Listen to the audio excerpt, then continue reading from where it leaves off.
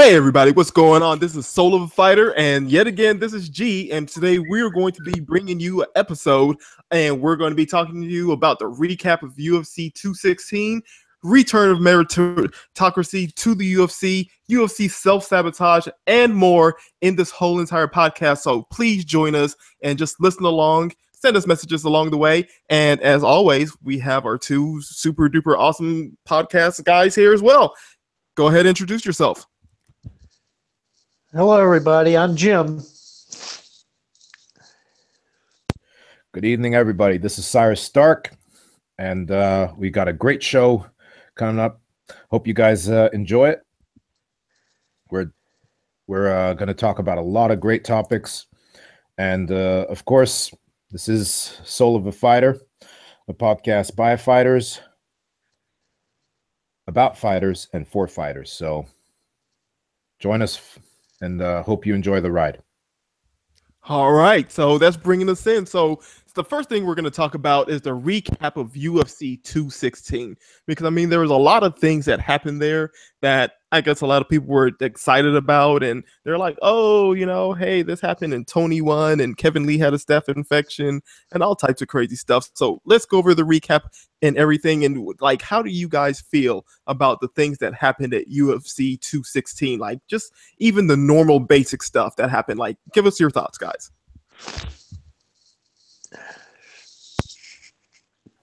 Go ahead, Jim. Well, there were just a few fights that I was interested in, and that was Ferguson and Lee, and of course Mighty Mouse and Borg, and they pretty much turned out the way I thought they would. I really had I didn't experience any surprises in the event that I could see. I was, like I say, I wasn't surprised by anything that happened, really. Like nothing at all. You didn't feel like there were some upsets in any of the matches, or that there was some like wrongdoing, or just anything. Just basically pretty simple. What you expected to happen. Yeah. It was a good event, and I thought there were some good fights that were put on, but it pretty much everything turned out the way I thought. There's some of the things that were said and done after the fight or after the event, normal conspiracy crap, but that's pretty normal stuff. I take it with a grain of salt myself. Conspiracy is a part of the UFC lifestyle nowadays. What's that again, Gerald? Saying conspiracy is part of the UFC lifestyle nowadays. Well, yeah. In fact, it's a little boring, to tell you the truth. It's kind of like watching a soap opera, and when it's done, I just switch it off, and that's the end of it. Can't blame you there, Cyrus. How about you? Yeah, I'm here. Well, there were two really big upsets to me. And one really, I mean, this card was amazing in the sense that there were two massive upsets and two of the best draws I've ever seen. Lando Venata versus Bobby Green. I don't know if you guys remember when we recorded the podcast about a week ago. I picked Lando Venata over Bobby Green. I have a lot of respect for Bobby Green. He's one of the most talented athletes in the lightweight division. I mean, in the entire UFC. His problem is focus sometimes. Like, he gets ahead of himself. But that fight was one of the best fights I've ever seen. And then on this very same card, you had Beneil Dariush versus Evan Dunham, and it was the same kind of fight. It was just so technical, so tough. And those were two of the best draws I've ever seen on the same card. As far as upsets, you had Cody Stamann over Tom Duquesnoy. I picked Duquesnoy. I thought that Duquesnoy was going to run through him. I mean, I know Cody Stamann is a tough competitor and all, but I've never seen anything from him to suggest that he could do what he did. He completely controlled Tom Duquesnoy. mean, Tom Duquesnoy landed some good shots on, but he could never get into a rhythm. And I mean, what a performance. Duquesnoy will come back from it. I mean, this guy is a future superstar. He's super talented, but what a great performance from Cody Stamann. Then the biggest upset of the night, because I don't think anybody gave him a chance. I picked John Moraga because I love that dude. And it was more of like I was rooting for him. But John Moraga. I'm going to interject and ask a question. Do you think, or do you have this weird feeling that Cody Stamann could be the next Sean Shirk? I mean, like body type, skill set and everything. You know what? That's a great. I didn't even think of that, but you're absolutely right. He's built like him. He looks. He's not quite as menacing. I mean, Sean Shirk was just a miniature Brock Lesnar at the time. Yeah. But you know what? You got a point, man. He's got that same work ethic. He's got that same approach. It's very steady. Grinding. And yeah, grinding set. Exactly. He just grinds you down. And that's pure Sean Shirk. I loved Sean Shirk back in the day. And I mean, that guy was so good. That guy was so powerful. I mean, that guy, honestly, he was the size of a featherweight. There are featherweights bigger than him, like as far as height. But this guy fought at welterweight, and he dominated at welterweight for years before he moved back down to lightweight. So you're absolutely right. Stamann has a lot of Sean Shirk about his workmanship, the way he goes after people, the way he's just steady. He gets into a rhythm, and his rhythm is just relentless, but then very steady. There's very little explosion in his game, but it's just like, yeah, it's relentless. And I mean, what a great performance. And thanks for bringing that up, man. I would have never thought of that. Hey, no problem. I was just kind of just like, did anybody else pick that up? So I just had to ask the question. No, man. What a great I just want to say real quick, the biggest upset of the night for me was John Moraga knocking out Magomed Bibulatov. I mean, Bibulatov is a monster. He's highly rated. I mean, it's just like Darren Elkins taking out what's his name from Team Alpha Male. I mean, sorry, not Team Alpha Male, from American Top Team. That widens it. You know who I'm talking about, right? Like that guy is amazing. Nobody gave Darren Elkins a chance, and he toughed it out. I mean, he got dominated and hurt for 2 rounds, and at the very last bit, the closing minutes of the third, he just came on strong and knocked that guy out. Basically, I think in many ways, John Moraga taking out Bibulatov was even bigger because he's been on a bad run of form of late, and nobody gave him a shot, and he knocked out. The guy I'm talking about that Darren Elkins knocked out was Mirsad Bektic. Mirsad Bektic is a ridiculous talent. Like he's one of the blue chip guys, and he's earned it. Like the guy's a really good fighter. He's highly touted for good reason because he's just good everywhere. He's one of the new breed, and the UFC have been putting their muscles behind their you can tell when the UFC favors somebody or rates somebody because they start investing more.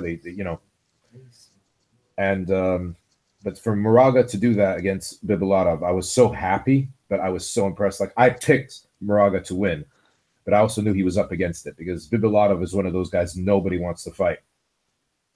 So yeah, to me that was the biggest upset of the night. Okay, that was cool enough. Yeah, there was a debut, Poliana Botelho, and she looked amazing. There was also 2 debuts on the main card, Maria Romero Barella versus Kalindra Faria. That was a really good fight. Yes, it was. Finish. There was some really, really good. Okay, the Fabricio Verdum versus Walt Harris was it was ridiculous. Like it was. They should have just canceled the fights. Like Walt Harris, I love Walt Harris, but he's still raw. He's still learning. And that was really a shitty fight to put together. On a near legend.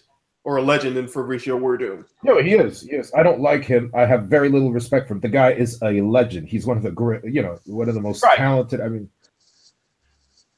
what is it? 3 fights removed from holding the belt. I mean, that guy's a 25. I think he's been around for nearly 25 years. And this guy is a relative baby. Walt Harris has got what? In the UFC, I think he's got like 5 fights. I think it's that much, yeah.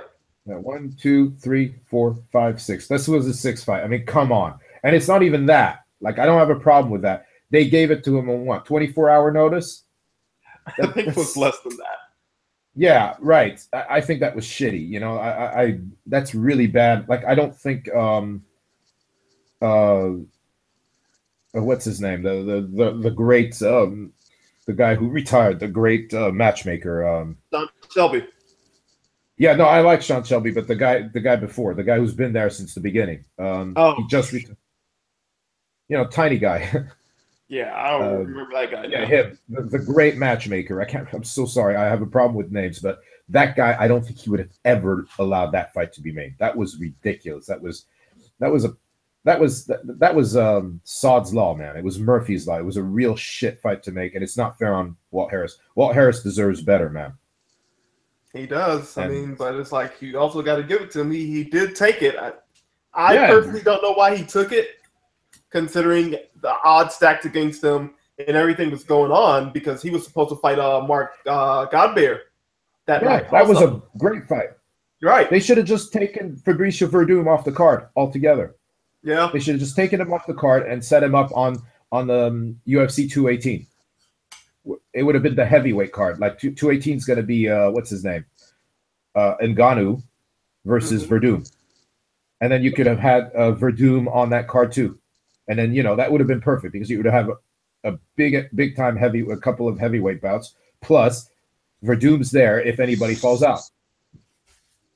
If Ngannou or Overeem gets injured, Werdum can step right back in, and I mean basically Overeem versus Ngannou just reeks of a number 1 contender fight. So Werdum would be right back in there, and he's been calling for a title shot. So whatever, man. Considering both of them have been calling out, Stipe, and both of them have been saying that they are the ones that should fight Stipe. Like this is basically either an unofficial or official clash for that title shot. Absolutely. So this was one of the best cards to me of the year. I mean, there was a great fight between Brad Tavares and Thalassitis as well, but they still found a way to mess it up, like to do something stupid to me. Like I thought it was a really shitty thing to do to Walt Harris, and I really like that guy, man. There's nothing not to like about that dude, man. He brings it every time.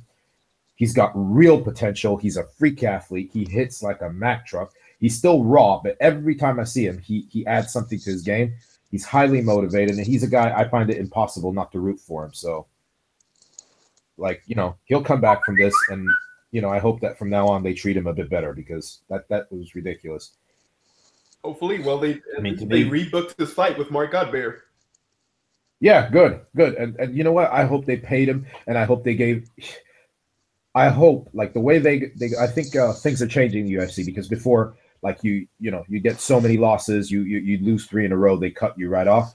I hope that this doesn't count against them ever, because this should be, as far as the UFC goes, you lose a fight like this after they did that to you, that should count as a win in their books. Like they should remember what he did for them. He did them a solid, and they screwed him over. So they owe him. I mean, and plus the number of fighters that are on like 4-fight losing streaks has definitely increased compared to just about a year ago, where it's like as soon as you hit that 3, you're out. Like the number of 4-fight skid fighters are actually getting up there in numbers. So I don't know. But then again, with that. So, like a lot of those as well. Like I'm glad that things are starting to change because a lot of those losses sometimes are the UFC's doing because they don't treat their athletes right because they pull shit like this. Like, that's why I always respected and loved the way Scott Coker does the way he ran his business, because losses didn't really matter to him. It was all about performance. if you perform, if you gave the best of what you got, he didn't really care about your losses. If you were an entertaining fighter, if you were an honest fighter who always brought it and didn't mess around, he wouldn't really cut you. He just doesn't cut people. He cuts people for bad attitudes. Like, I mean, Scott Coker actually will cut you easier if you can be on a 10-fight win streak, but if he doesn't like your attitude or you don't get along with him, then he'll just let you go, like he did with Will Brooks. I mean, Will Brooks was probably pound for pound the best, or like top three, easily top three pound for pound in Bellator, and he cut him loose for free because, like, Will Brooks, I'm not taking sides here. I'm not saying one side was right, one side was wrong, but it was clear Will Brooks didn't want to be there anymore, and he just let him go. So, like, there's plenty of fighters, but yeah, man, like it's also the way the UFC run their business. Like they don't take care of the fighters, and ever since the whole McLeprechaun train started, it's almost like they don't care about the other fighters. They've been mistreating and just like completely abandoning fighters. And Dana's wearing like McGregor boxing T-shirts to events where McGregor has nothing to do with. It's kind of shitty. So, and you know, fighters have less money than they've ever had. So, you know, for a good training camp, it costs money. A lot of these fighters can't even afford to pay one coach, never mind like a whole team. It takes a village, you know, to train and to you know, to get to that level. So yeah, a lot of these losses are the UFC's doing, is because they're not taking care of their fighters. Okay. All right. Fine enough. Fine enough. So, I mean, so I'm going to have to ask here. So the return to meritocracy, right? Like, what are you expounding upon when you say the return of meritocracy to the UFC? Like, which point are you pointing at? Are you talking about, you know, now that Tony Ferguson has like won the belts, that now they're being pushed towards unifying it? Or are you talking about other aspects where the UFC is being forced to legitimize themselves? Like, what do you and Jim, what do you guys think about that? Please tell me. You want to go first, Jim? No, you go first, and I'll listen to what you have to say, Cyrus. All right, then. Well, actually, the return of meritocracy, what I meant by that, but actually, I'm just just saying it. I'm actually concerned that it could be misleading. I'm not saying it's back. I'm saying it was a return to meritocracy. That card was a return. I don't know. I hope they do, but actually, odds are they're not, because they're gonna, you know, like, all they care about, the UFC right now, all they care about is money more than ever. So more than likely, it's not going to be a return. It could be the death of meritocracy, because this card was amazing. This card was all about meritocracy. That's what I'm talking about. And according to like the experts, the guys in the know, they're saying it only drew about 200,000 pay-per-view buys, which is very poor. This card should have been like minimum 500,000. If they'd advertised it properly, if they'd plugged it properly, if they'd invested just like a fifth of what they invest in like just the biggest McLeprechaun nonsense. But Cyrus, I agree with everything you're saying so far. I agree fully. Keep going. But basically, the reason I said the return of meritocracy, it was almost like how do I say? I mean, watch, like, as soon as I looked at this card when it was announced, I felt like what's it called? Like a fondness. Like, it reminded me of the good old days from 2005 to 2010, where you ate what you killed. It didn't matter whether you had Twitter followers or social media feeds, or you know you were in like such and such magazine. If you'd like beaten like ranked opponents and you were on a winning streak and you'd earned it, you got your title shot, or you got the fights that you wanted, that you'd earned, not that you wanted, that you'd earned. Nowadays, it's just like you got a so-called champion in McLeprechaun blatantly saying, yeah, the number one contender doesn't do it for me because nobody cares about him. Nobody knows him. And I mean, like back in the day, like you would have been laughed, castigated, and stoned out of town, like tarred and feathered for being a coward. Like nowadays, like you got freaking, and I respect that dude. Like I watch the MMA Hour all the time, but it just drives me insane when Ariel Helwani sits at his desk and basically says, "Oh yeah, you know, Tony doesn't bring anything to the table for McGregor. How about he brings competition? How about he actually is a better fighter than McLeprechaun? How about he's like nobody wants to fight Tony because he is the best? That's good enough. You don't need anything else." But now it's like, you know, like it's all about like, oh, who's going to bring the most pay-per-view buys? Who draws more with social media?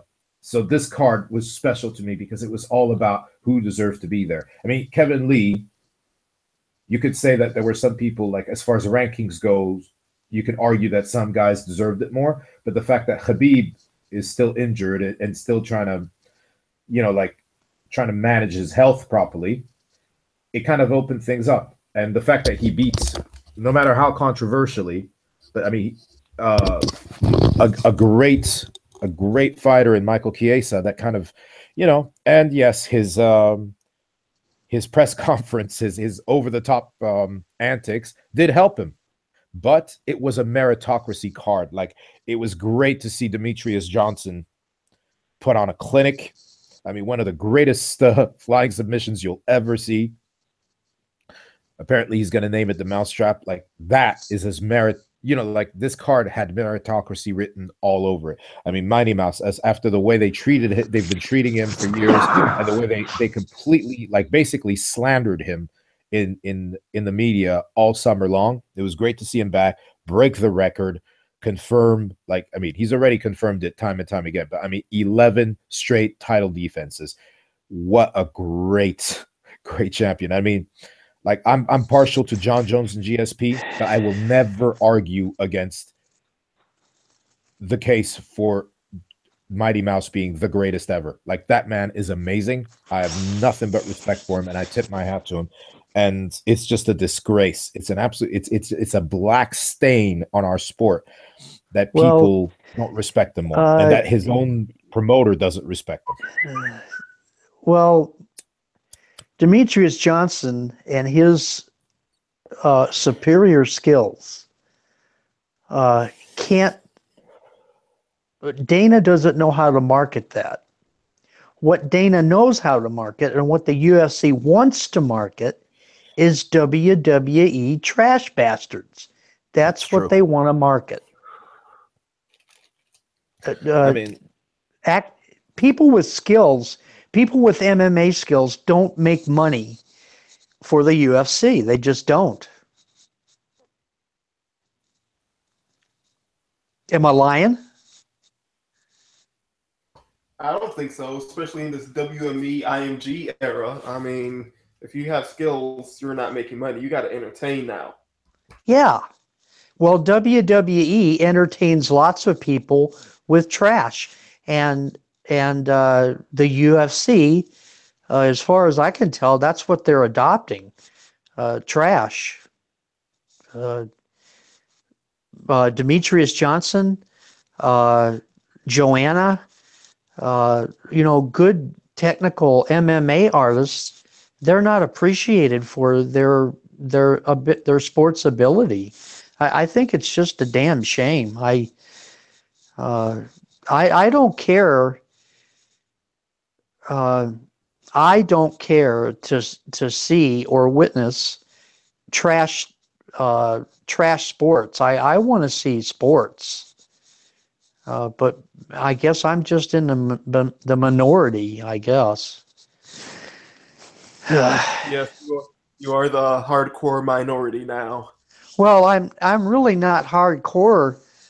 Gerald, I'm new at this relative to what you and Cyrus are with the sport, but I love the sport. I like the sport a lot, and I like the people that have that exhibit technical superiority. I have no use. I stopped watching big time wrestling 30 years ago. I just got bored with it because I realized that this isn't sport, and it's really not entertaining. But that's the kind of entertainment that the UFC wants to give people. They want to give people trash, and I'm just not interested in that at all. Not a bit. That makes you hardcore, Jim.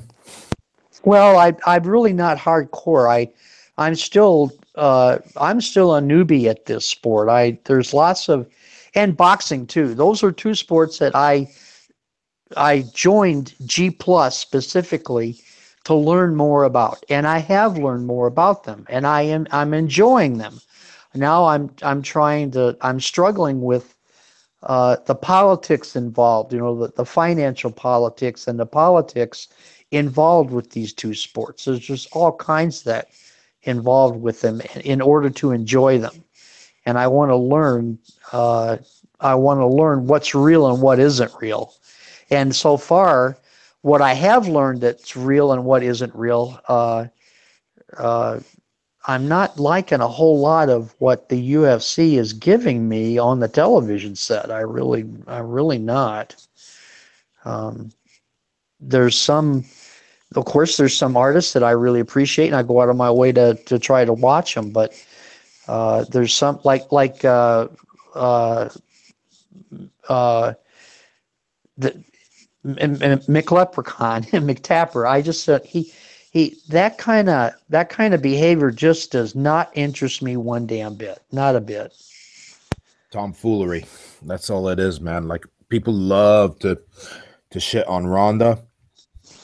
People love to call Ronda every name in the book, from overrated to front runner to just all kinds of garbage. But one thing no one can deny, whether you like her or not, I happen to be a huge fan.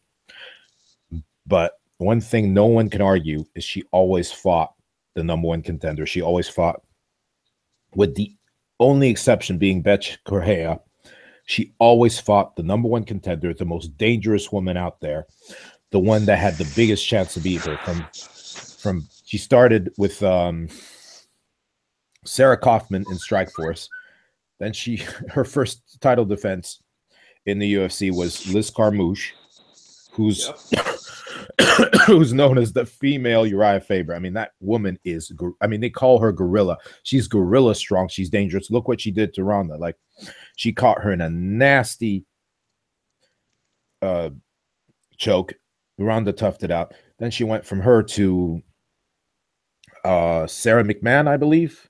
No, sorry. She went from her to Miesha Tate, who's no joke, who's gnarly as hell. Then she went from Miesha Tate to Sarah McMahon, who is a nightmare for anybody. And then she went from Sarah McMahon to Alexis Davis. And then the one everybody was scared of, the one who was undefeated, the one who's just like ridiculously tough and violent, Kat Zingano, and finished her in 14 seconds. So, but McLeprechaun is the exact opposite.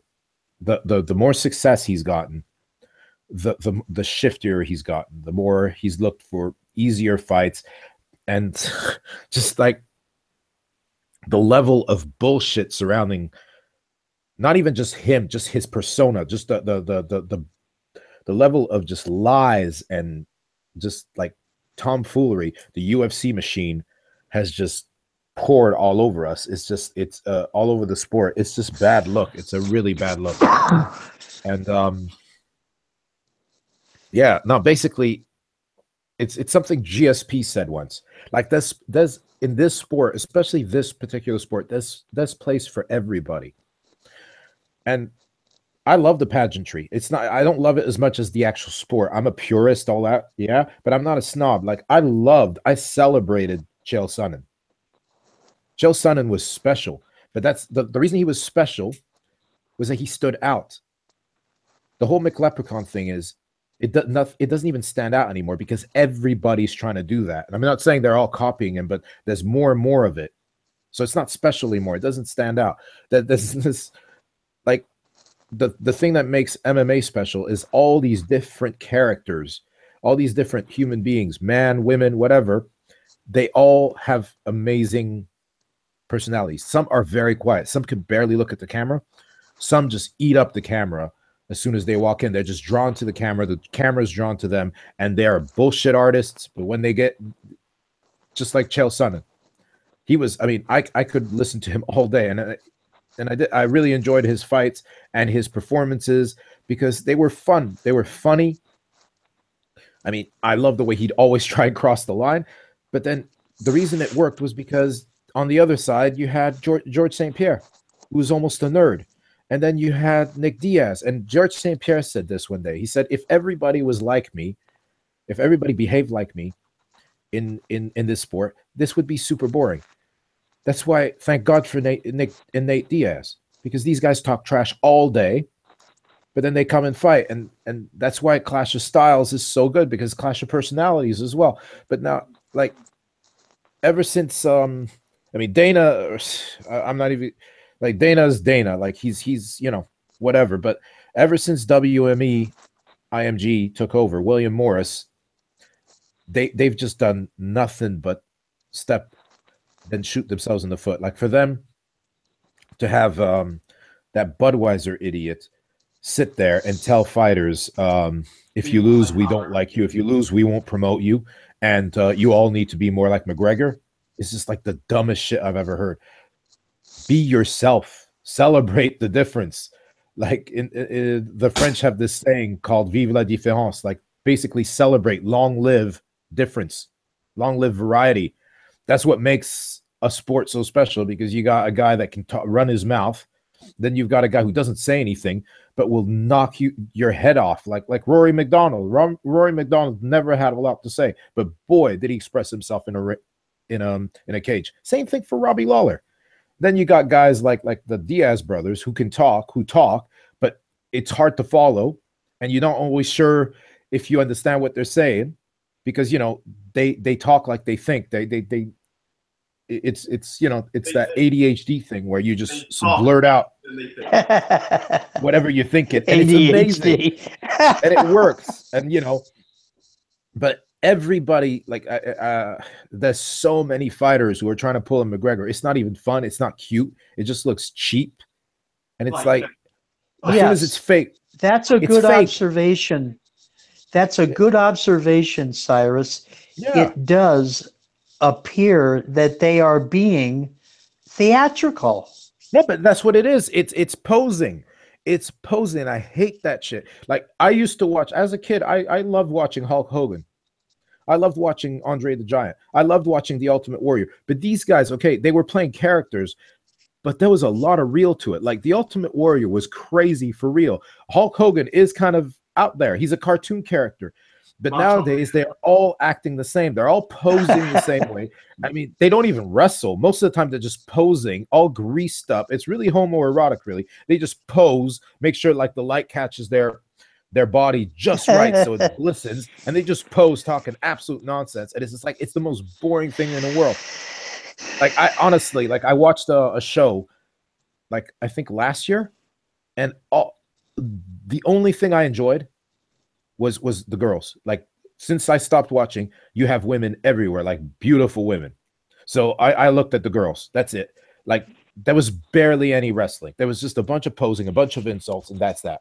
So, but then it's almost like they're trying to do the same thing in the UFC, because, like, you look at Kevin Lee, that guy, I love watching him fight. He's an amazing wrestler. He's got all sorts of skills. I mean, look what he did to Tony Ferguson. But watching his press conferences, they're very hard, because he's trying so hard. That guy is so cool. He doesn't need to try so hard. He just needs to be himself. And that's why, like, the thing about that is, yeah, if you don't mind, real quick, is the fact that the end of his fight with Tony Ferguson, he said, I talked the way that I talked to get this fight, and he's like, that's just how it went. And for somebody like us, somebody like me, I would have to establish, like, well, if you believe that you talked the talk that you needed to get this fight, why didn't you just be yourself? And that just goes to show and prove that he was intentionally trying to prove that he was trying to be like Conor McGregor, which is sad. It's sad that he thought he had to be. Saw that part at the end of the fight. But just a little observation there. All right, sorry about that. Oh, great, man. Perfect observation, because you know what? He was honest. And basically, he probably wouldn't have gotten the fight if he didn't act like 8 kinds of fools. You know what I mean? I totally agree. I just found that to be very, very weird, considering that even before Conor McGregor was like super duper big into the outfits and all of the other stuff, Kevin Lee was already outspoken as it was. Like, people were just like, oh, you either hate Kevin Lee or you love Kevin Lee for the things that he said. And none of it was Conor McGregor-ish. And it's just, the further along that it got, the more outlandish the outfits got and the more outlandish that the talk became. So it's just kind of like, if something like that can happen to Ferguson, or Kevin Lee, like, who else along the line is going to pick up along those same lines and do the same thing? It's kind of like a small contagious virus. You just hit the nail on the head. Kevin Lee was always full of piss and vinegar, just like Colby Covington, and especially just like Raging Al Iaquinta. But that was real. Ali Iaquinta will never change for anybody. He's real, and he can talk trash with the best of them, and he's nuts. Kevin Lee was the same. He was very outspoken, but it wasn't over the top, and it wasn't cartoonish. It was actually kind of nasty, and he was, he'd get in guys' faces, say like the nastiest thing that came through his mind. Nowadays, it's just like he was. I don't want to call him a clown because he's no clown, but it was tomfoolery. It was cartoonish. And I didn't enjoy watching that because I know it's not him. Like, when it's not real, it's not funny. It's not cute. It's kind of, it grates on me. And like, I've been watching Kevin Lee for a long time, and yeah, he's full of piss and vinegar. He's nasty, and I love that about him. But like, ever since I noticed the difference ever since that press conference, that summer press conference where he did that nonsense with Michael Chiesa's mom's got the tickets or whatever. Ever since then he started dressing like, I don't know, like some 90s boys band. Stuff like that. I'm not mocking him. I think it's sad. And it's sad, and I'm glad he came out and said it, because that's very honest of him. Basically, like, he would have never gotten that fight if he hadn't behaved like an idiot. And that's why I love Tony, because Tony will not change for no one, and I love that about him. Like, I mean, you got fucking, it's really sad, and it's very revealing that after he beat Rafael dos Anjos, one of the greatest performances I've ever seen, I think it's like Mexico City is like a mile above sea level, and he beat the brakes off of Rafael dos Anjos. Yeah. And basically, everybody was expecting him to cut a promo like Conor McGregor or whatever. And he didn't. Like, he let his performance speak for him. And I love that. I love that guy for it. I had so much respect for him. And then the very next day, you had Ariel Helwani basically castigating him. Almost wanted like to punish him because he said, oh, he could have cut a promo. Conor McGregor would have cut a promo. Shut the fuck up. Don't you get it? Like, you guys come to me. I just let my fists and my shins do the talking. I beat the brakes off of a man that was pound for pound number 3, who is one fight removed from being lightweight champion, who many people were starting to make an argument for that he might be the greatest lightweight ever. And you just beat the brakes off of him. Why does he need to cut a promo? Why does he need to? And it's not him. Like, if that's what he wants to do, go ahead. If that's in your ballpark, if that's what you do, fine. Tony doesn't do that. He doesn't want to do that. And you know what? Most importantly, he didn't need it. And I have so much respect for that dude. Like, he's not gonna change for anyone. And that was brilliant. Like, and I wish there were more people like that. I'm not saying I want everybody to be like Tony Ferguson, but I want people to be themselves. Just like Joanna Jędrzejczyk, she's herself. Valentina Shevchenko, she's herself. Amanda Nunes, even Amanda Nunes, you could see started changing a little bit, like trying to get more attention. I'm not saying she's fake, but you could see like that whole very same press conference, that very same summer press conference. So Amanda Nunes saying things that she'd never said before. Amanda Nunes is one of the sweetest ladies you'll ever meet outside the cage. Yeah. And she started like, yeah, fuck you, shut up. And it was almost cringeworthy because it wasn't because her English wasn't good. Her English is fine. It wasn't her. She's not like that. She doesn't talk trash. I mean, remember how she called out Misha Tate when Misha Tate won? It was like the most polite call out. It's like, oh, congratulations, Misha Tate, but I'm sorry, but we have to fight now because I'm ready. You know what I mean? Right. So, I mean, like, speaking about Kevin Lee, Dana White has this kind of, well, let's just go ahead and say it. Dana White basically threw Kevin Lee underneath the bus because of the way that he trained and the whole weight cutting incident and even the staph infection. Like Dana White kind of threw Kevin Lee underneath the bus and just kind of also lit him on fire and just kind of left him there. So, I mean, it's just so weird that, it's like we're speaking about Kevin Lee at the same time and saying a little bit of how, he talked his way into this fight, which isn't 100%, but it's mostly there. But then in the same instance, we're talking about Dana White mistreating Kevin Lee. Like, how do you all feel about that whole entire situation?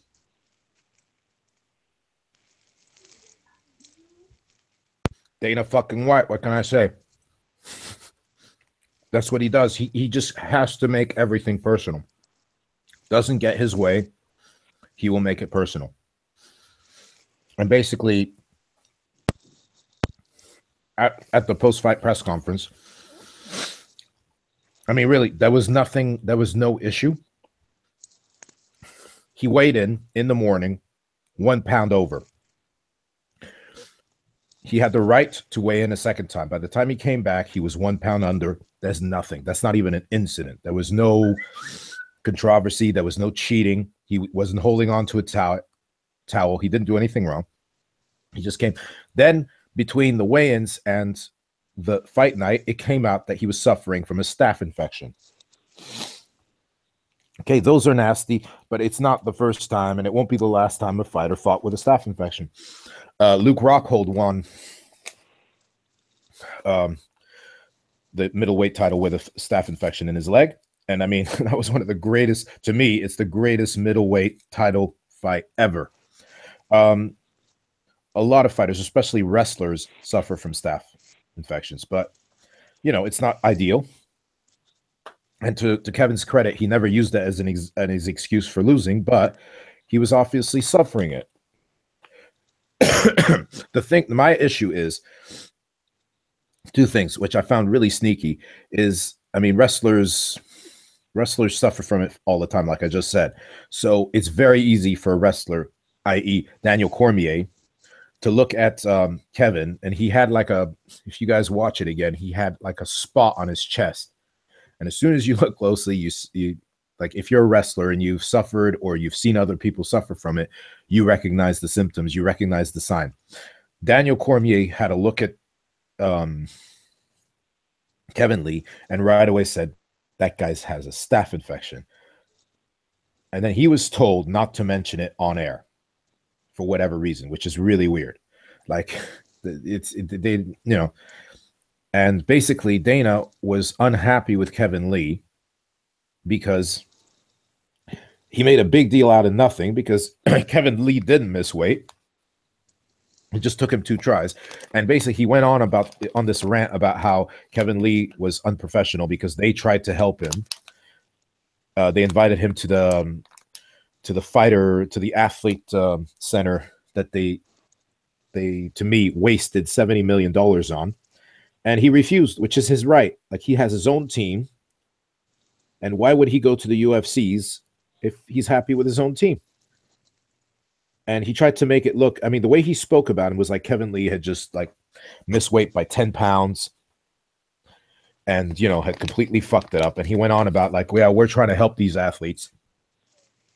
We told him he could come and use our equipment, use our doctors, use our people, our own nutritionists. He could eat there for free, and he turned them down. And he was trying, basically his narrative was like, we're trying to help fighters, but if they won't help themselves, there's nothing we can do, which is bullshit. Like, how about you stop you stop taking money out of fighters' pockets so they can actually pay for their own shit? How about you stop imposing, which is completely illegal because they're independent contractors, imposing a dress code with a company, a third-rate company in Reebok that costs fighters unbelievable money. I mean, on average, it costs fighters 60% of their revenue. Like, how about you stop doing that? How about you stop imposing a USADA on fighters to the point where basically it's almost like they're under surveillance like criminals, you know, like they have to report where they're going all the time. You know, how about you start paying your fighters better? How about you start paying your fighters 50% of your revenue? Because we all know that you're paying less than 9% of your entire revenue. How about that? Instead of like some bullshit rant about how, oh yeah, Kevin Lee wouldn't use our... I mean, can you imagine how ridiculous that sounds? Like, why would Kevin Lee go there when he might be the opponent he's fighting might actually be there, might be in the same building, use the same coaches, use the same nutritionist, and, you know, like, people are human, people talk. You don't want to be anywhere near your opponent until fight day. You don't want your opponent talking to the same people you're talking to. So that was just ridiculous. It was embarrassing. You know, like, that's part of the course for Dana these days. But it's that whole center of excellence, that was a waste of money as far as I'm concerned, because this is not a team sport. And even in a team sport, you're not going to have every single team training in the same place using the same training staff. You know, it's the most ridiculous and redundant idea I've ever heard. And plus, like, you know, the UFC have proven time and time again, you know, fighters shouldn't trust them. Fighters should not trust them. So why would they expect? Don't you think, Cyrus, that the UFC has initiated this building and this program just so they can turn out fighters? Yeah. That's you know, it's control. Yeah. And by control, meaning they can control expenses. They can control expenditures. They can control fighters. They can also well, it's also one big bullshit PR job, isn't it? Like, see, we care. Well, no, to me, that's what it was. Yes, it is. Yes, it is. Yes, it's bullshit, because that's not how it works. Like, you can you imagine boxing doing the same thing? I mean, boxing could never do that because there's not one entity that controls everything. But can you imagine, like, Golden Boy building some big ass building in downtown Vegas, because that's where they are, and saying all our Golden Boy stars are going to train and live there from now on?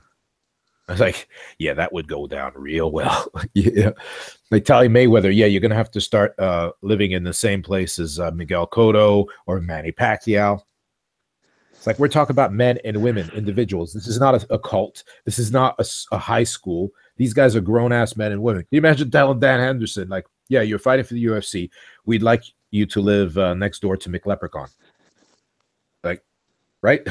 You know, that's how ridiculous that thing is. It's like you don't even need to scratch below the surface. Just on the surface, it looks stupid. It's the dumbest idea ever.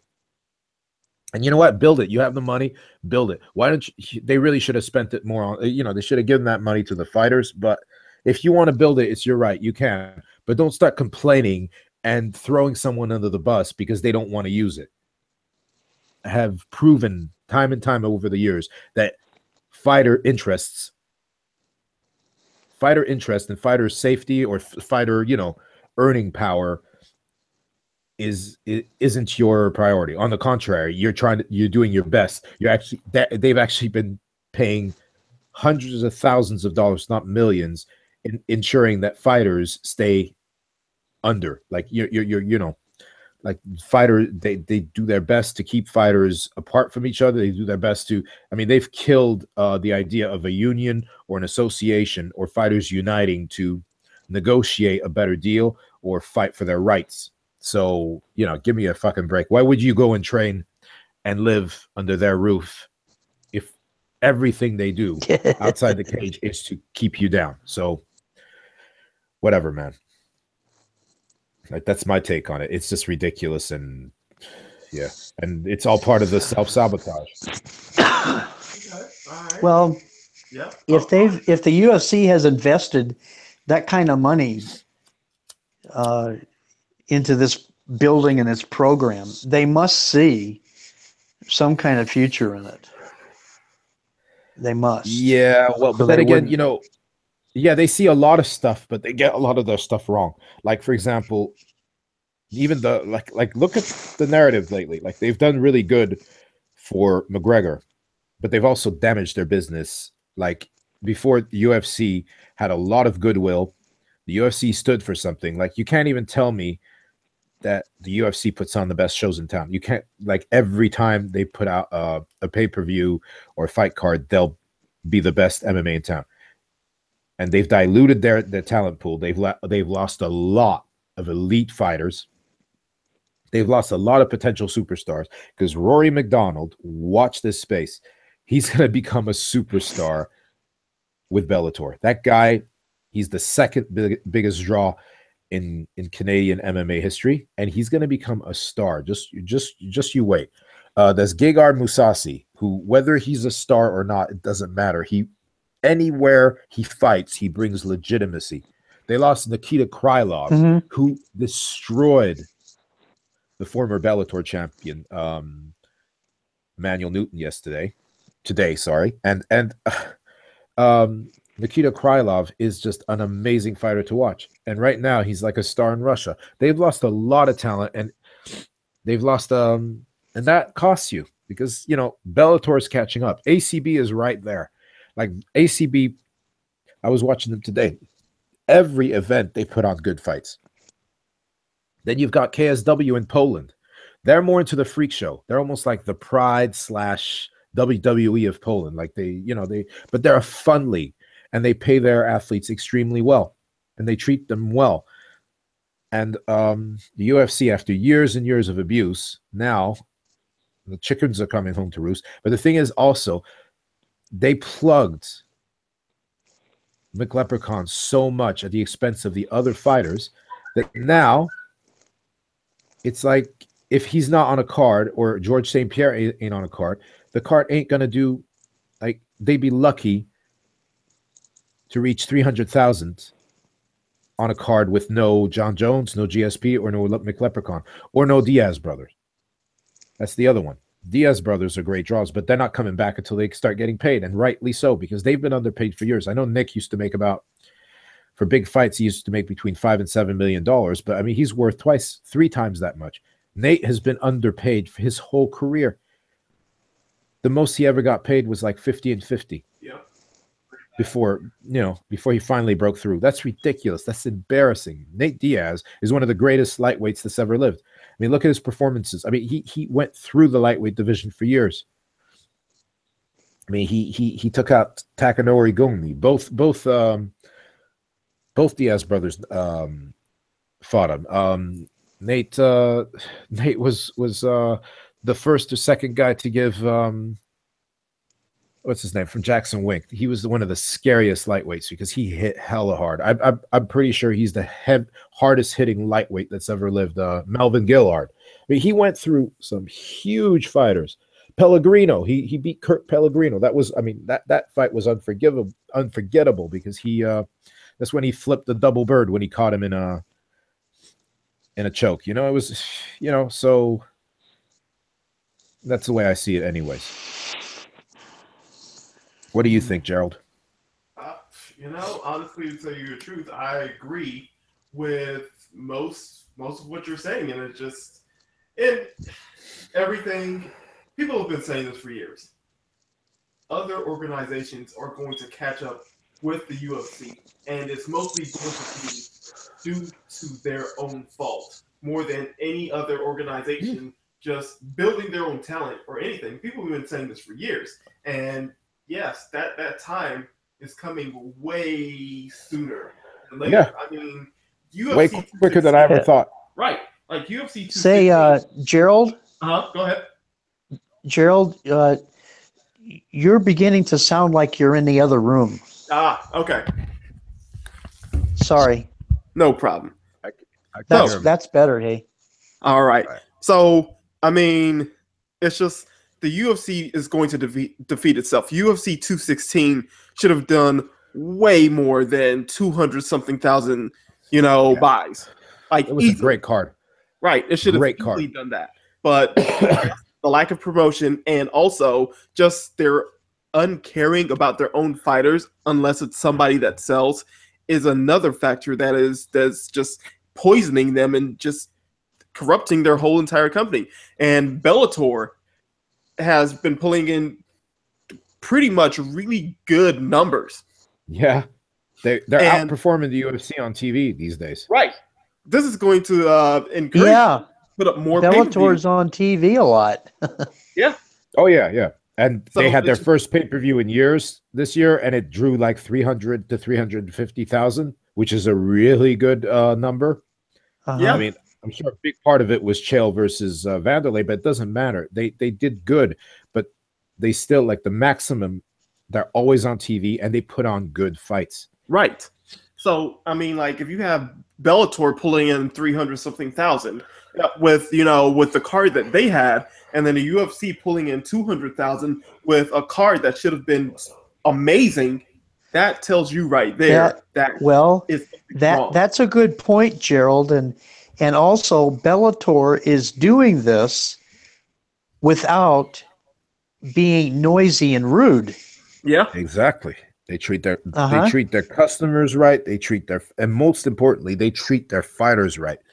Every single All that. athlete all in that. Yeah. in Bellator is happy to be there. I just read an article on Bloody Elbow from Gegard Mousasi, who was saying, "I am so happy here because I feel wanted." They I treat read that me as an article too, individual. hey. Yeah, and it's brilliant, and I'm happy because he deserves that. Like, they had a legend. Gegard Mousasi is an MMA legend, star or not, doesn't matter, and he has a potential to be a star. I personally believe. I'm biased. I love the dude, but this guy is 32. He's gonna turn 32, and he's got more than 70 fights. This guy's fought all over the world. He's held belts everywhere. He's held multiple belts. He's fought from anywhere from the way to heavyweight. The man is a legend. He's a walking, talking legend, and they treated him like crap at the UFC. They ignored him.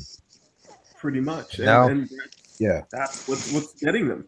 And so that's just my take on it. And I feel weird about it, but I'm going to have to say that this trend is going to continue. Oh, it will. It will, because they haven't shown any sign of like being self-aware. Which trend is going to continue? The trend of the UFC casting out some of its more elite fighters and trying to spend more of that time promoting entertainment type situations between Exactly. more exciting fighters. And Well, There it is. Gerald, that's a very brave thing to say, because I'm sure if you were to say that in front of or to a group of fringe or casual MMA fans, they'd say you're full of shit. But Yeah, well, you're not. You're not. I know I've been watching the sport for a long time and seen it go from just hardcores to hardcores and casuals to now mostly casuals. That's a huge shift over a semi-short period of time. yeah. That it's like they don't have a long-term plan to keep both casuals and hardcore fans. And Which is very easy to do. It's very easy to do. You could do it in one card. Exactly. Just like Scott Coker did. He put just the way he does it. Like, he did some freak show fights. He did, a couple fights I did not enjoy, but those cards were excellent. Like, even the first one he did, the first ridiculous card he did was Tito versus Bonner. Yeah. It was just absolute nonsense, but I actually enjoyed it because it was funny. It was two grown men, almost middle-aged men, talking like kids on a playground.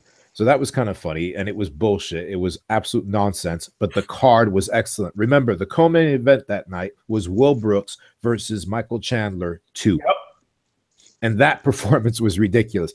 Will Brooks beat the brakes off of Michael Chandler. He knocked him out. And the rest of the card was excellent. There were a lot of good fights. And they introduced a lot of fighters that night, fighters that will be stars for Bellator tomorrow. That's how they do it. Just like their first pay-per-view. It was headlined by two monsters of the game. It was a decent fight. It could have been a lot better. They were both kind of out of shape. They're both tired. But that card was fun. You had Heather Hardy throwing down. You had freaking Douglas Lima versus Lorenz Larkin, for Christ's sakes. It was just talent laden everywhere you looked at. So, you know, the UFC are just they're going nowhere. They'd rather put on fights, and I have nothing against the guy personally, but you know, like CM Punk is going to be fighting again soon. Yeah, They'd rather like spend all their time trying to sell the fact that he could, just hype up the wrong people and treat the others like shit, you know. And it's not just that; it's also the fact that there's this abusive vibe around the UFC. The way that Dana talks about fighters, he shouldn't be allowed to. I'm all for free speech, but you're also supposed to be fucked up when you say stupid things. And he's constantly saying like horrible, disgusting, damaging things about fighters, and no one's checking him. No one, not the media, not like, you know, there's a couple guys out there like Karim Zidane, Luke Thomas. They'll tell you what time it is, but most of the MMA media, they're so concerned about, you know, like not getting on Dana or the UFC's bad side, they'll keep their mouth shut. Like he constantly says nonsense. He constantly says outright lies, and nobody checks him on it. And like you said, Gerald, that trend is going to continue. You're going to see more and more fighters leaving. You're going to see more and more, and not just any fighters, some of the best fighters in the world, pound for pound best, leaving. Phil Davis, whether you like his style or not, whether you find him boring or not, is one of the best light heavyweights out there. And, you know, he held the belt in Bellator. Hey, can I ask a question, and maybe you guys can help me with this? How much money do you believe or do you know that the UFC made on the McGregor Mayweather fight? Oh, they made plenty. They made plenty. No one made more than Mayweather, but they made plenty of money. They probably, I mean, that was, I'm willing to bet that fight for the UFC, just from their cut, was probably as profitable as all the pay-per-views this year combined, except for the John Jones one. Okay. I think. What if the UFC were able to put on 3 McGregor fights a year? But it depends. Three money fights. Yeah, that's just 3. Like they've got a full roster. They've got nearly 700 fighters. So yeah, no, they draw well. They draw well. If they put on three McGregor type fights a year, they would need 700 fighters. Yeah, but you know, like it's not about like this isn't like I know K1 used to rule the kickboxing world back in the Pride days, but now they do like 1 or 2 events a year. And the UFC can't afford to do that, you know? Like the UFC have to stay in our consciousness, but they're staying in our consciousness for all the wrong reasons. They're staying in our consciousness for what they said, for the nonsense that was said, for the dumb shit Dana says, instead of the fights. Remember, back in the day, from 2005 to 2010-11, the fights were the stars. You had a couple stars. You had Anderson Silva, you had GSP, and then the rest were stars because they'd fight, because of the way they'd fight, and the kind of fight you could expect from them. You had Forrest Griffin. You had Stephen Bonner, the American Psycho. And you knew that if Stephen Bonner fought Krzysztof Sosinski, it was going to be a bloodfest. If Chris Little. Exactly. And remember, Rampage was a huge draw. Rampage is an MMA superstar, and Rashad Evans was a draw. You look at his pay-per-view record pre-2014, he was a draw. And he was a draw because people loved to hate him, because people thought he was cocky. So, and like for a long time, people resented him and hated him because he was the one who knocked out all the legends, or who took out a lot of the legends, like Forrest Griffin, like, for example, the Iceman, Chuck Liddell. You know, it was that. Then you had Lyoto Machida. Lyoto Machida was on his way to becoming a star. He was a superstar in waiting. And like all that went away. I mean, you had freaking okay, that's a bit later, but you had Junior dos Santos. You had Cain Velasquez, and Cain Velasquez's pay-per-view record is very good too. It's very stellar. So back then there were a couple of stars, or even superstars as you want, but then you had a lot of draws because of the fights they put on. They were, like you knew that if Forrest Griffin fought anyone, it was going to be a slugfest. You knew that if Anderson Silva fought, it was going to be like some amazing display of timing and freak athleticism. And then GSP, accuracy and just like movements that you'd never seen before. When GSP fought, at first it was that, then it changed more to like professionality, to like chess. It was almost like watching a technique, perpetual movement. It was wonderful, Now, like I'm beginning to I honestly believe that McGregor did more bad than good, and it's not him personally; it's the persona. It's what he's been allowed to do, because it does not look good. It's a horrible look when your lightweight champion is turning down a fight with a number one contender who's on a 10-fight winning streak, who's beat some of the greatest lightweights that ever lived in. And done it easily. Like when he took on Josh Thompson, to me, I was like, if he beats him, if he gets past Josh Thompson, because Josh Thompson is famously hard to stop or to beat. Like when he fought Josh Thompson, I said, if he beats him, Tony's gonna fight for the title one day. And I wasn't wrong. And for McGregor to blatantly, shamelessly basically turned down a fight with him publicly by saying, "Oh, he doesn't interest me because he doesn't have enough followers," is pathetic, and it's a horrible look. And the UFC have done that because they've allowed him to be that way, and they say the same dumb shit. So, yeah, that trend is continuing, and if they're not careful, if they don't wake up soon, one day it's going to move all the way up to John Jones, because John Jones already isn't really happy about the way they treat him. He's not happy. Like, how can you be happy when your president is calling press conferences just to dump on you and your coach, So one day, if they're not careful, John Jones is going to jump ship. And if John Jones jumps ship, he's taking a whole lot of people with him, because already people are looking at Bellator and thinking, oh, look, they got Rory. Arguably, he could make a case for saying, I'm the best welterweight in the world. He really could. Because he beat the guy who beat Lawler, the one guy who stopped him from being UFC champion. He beat Maya, and he beat him with ease. Mm-hmm. That guy could easily claim to be the number one pound-for-pound welterweight in the world. Just like Ben Askren has a case too, because Ben Askren has never even come close to losing. Like his record is stellar, and he hasn't fought a bunch of tomato cans. He fought some damn good fighters. So, it's going to continue, and it's going to cost them big time. And they're only going to have themselves to blame, because no one's actually come after them, tried to put them out of business, but they're doing it to themselves. I mean, speaking about that, nobody is coming after UFC. Well, let's talk about somebody who has. Mark Hunt. Good old Super Samoan. Yeah, it was coming. Mark Hunt. He just went off on Dana White just recently for getting pulled off of his UFC Fight Night card because they said he was slurring his words and had some weird results for his brain scan. I mean, sure, it's in the UFC's best interest to look out for their fighters.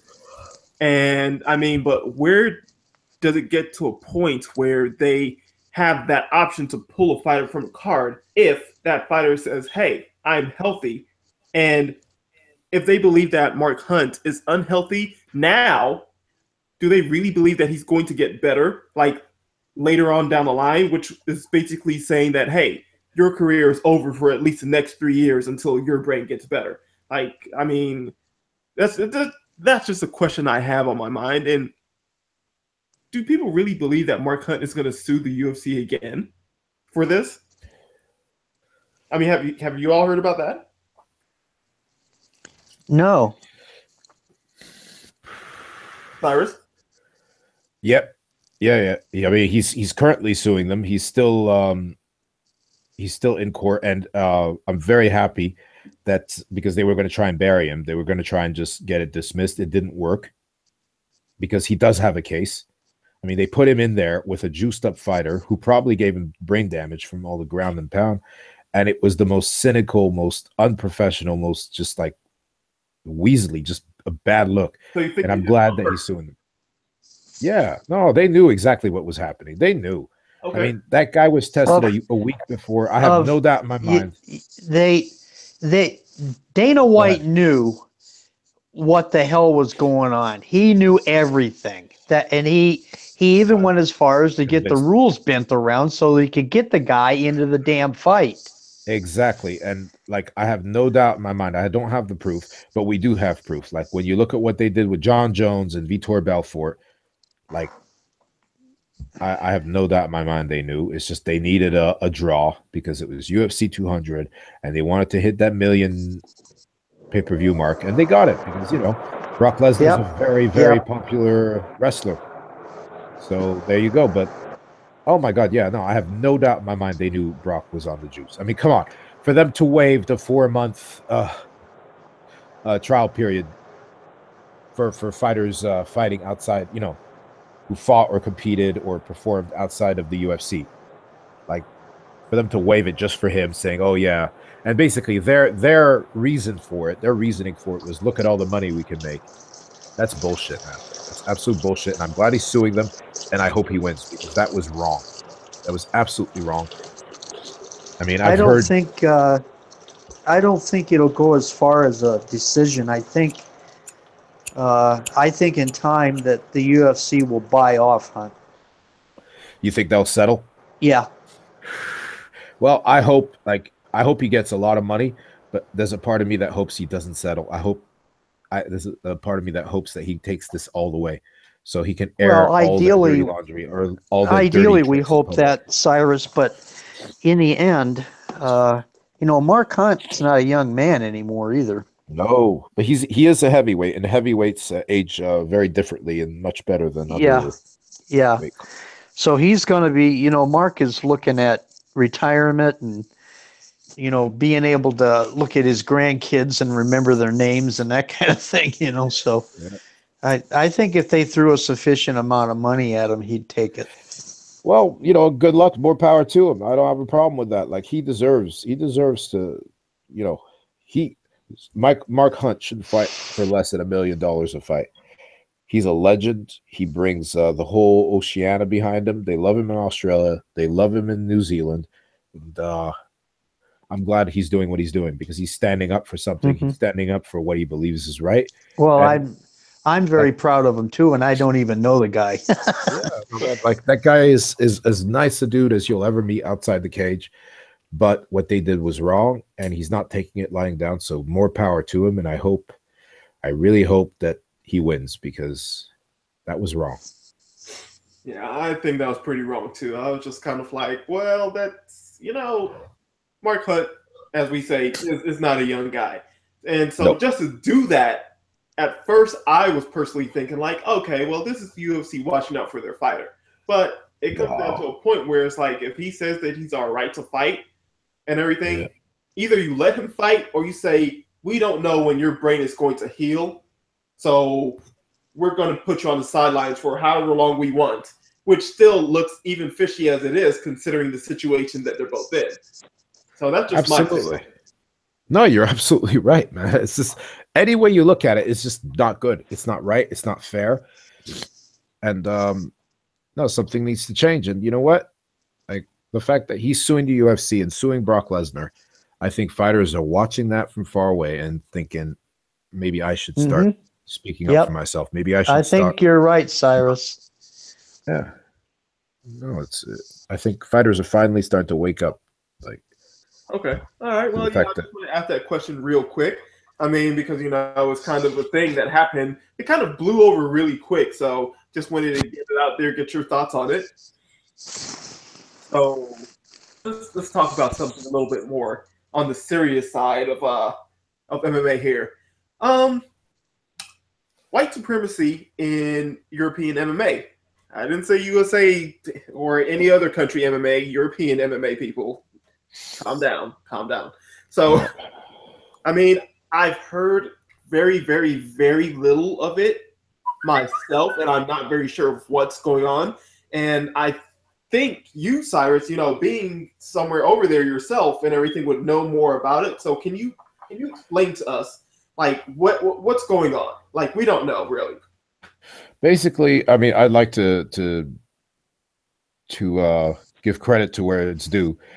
Karim Zidane, who, I mean, he specializes in writing about Russian or East European MMA, and he's one of these guys who looks at the stuff that people don't really want to talk about or don't pay attention to, and he's been doing a lot of great work with exposing the Chechen warlord Ramzan Kadyrov and how he uses MMA for political gains. And his latest article was about the rise of white supremacy in MMA. And it's been coming for a while. It's been happening for a while, but it's been very quiet. Now they're a little bolder. And there's a few who are moonlighting as clothes designers, and they've even there's this one in particular, if you read the article, and they actually went as far as like releasing clothes, like producing clothes and organizing their own fight promotions. They're putting on their own fight events, and with the backdrop of white supremacy. Like they have, they've been selling T-shirts with 88 on them. 88 is a famous, like almost like a code for Heil Hitler. They have a lot of Nazi paraphernalia, like the eagle, stuff like that. And then like about 2-3 years ago, they started promoting their own fight events, MMA events, and the whole thing was just full of that nonsense. And that article puts it much more eloquently than I ever could, but it's not good. Like I've been saying it for a while now, like MMA is fighting for its soul because of all the money. All of a sudden it's gone mainstream. And when a sport goes mainstream, automatically it's good because its athletes are getting paid better, even though like in MMA it's an exception because, you know, the promoters have all the power, but like we have to stay vigilant. And that, like, politics has no place in MMA, and hate politics have nothing to do with MMA. Like there's also been a rise in radical Islam in MMA in certain countries, and that's not good either. Like any kind of extremism is not welcome in sports, and it's definitely not welcome in MMA. So like I'm really glad guys like Karim Zidane are talking about stuff nobody wants to,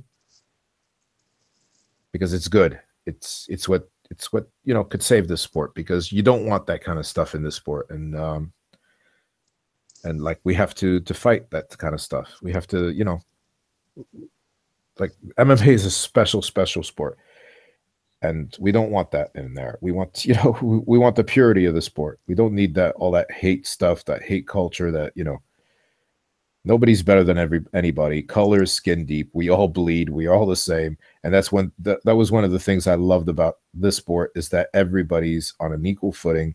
White, black, brown, whatever color you are, you're welcome. If you can fight. I mean, wouldn't that just defeat the whole like purpose of MMA? Like, absolutely, you want respect, to be a fighter, respect, acceptance. Yeah, right. So wouldn't it be weird to be like, oh well, we are a nationalist, you know, MMA organization where they only fight their own people, like, exactly. but yet you're not going somewhere where you're going to fight the best people who might be of another nationality or something. Like that kind of defeats the whole purpose, and you fight for your own people. Yeah, well, like, you know, like why don't we go back to having the Negro leagues in basketball and baseball? You know, like it's people think backwards, and it's bullshit. Like, you know, yes, it sounds completely self-defeating. So, you know what? Me personally, I'm hoping that a lot more of these organizations get exposed and dismembered, dismantled, and every other terrible thing that could possibly happen to them. Because I mean, it's just really, it's not needed.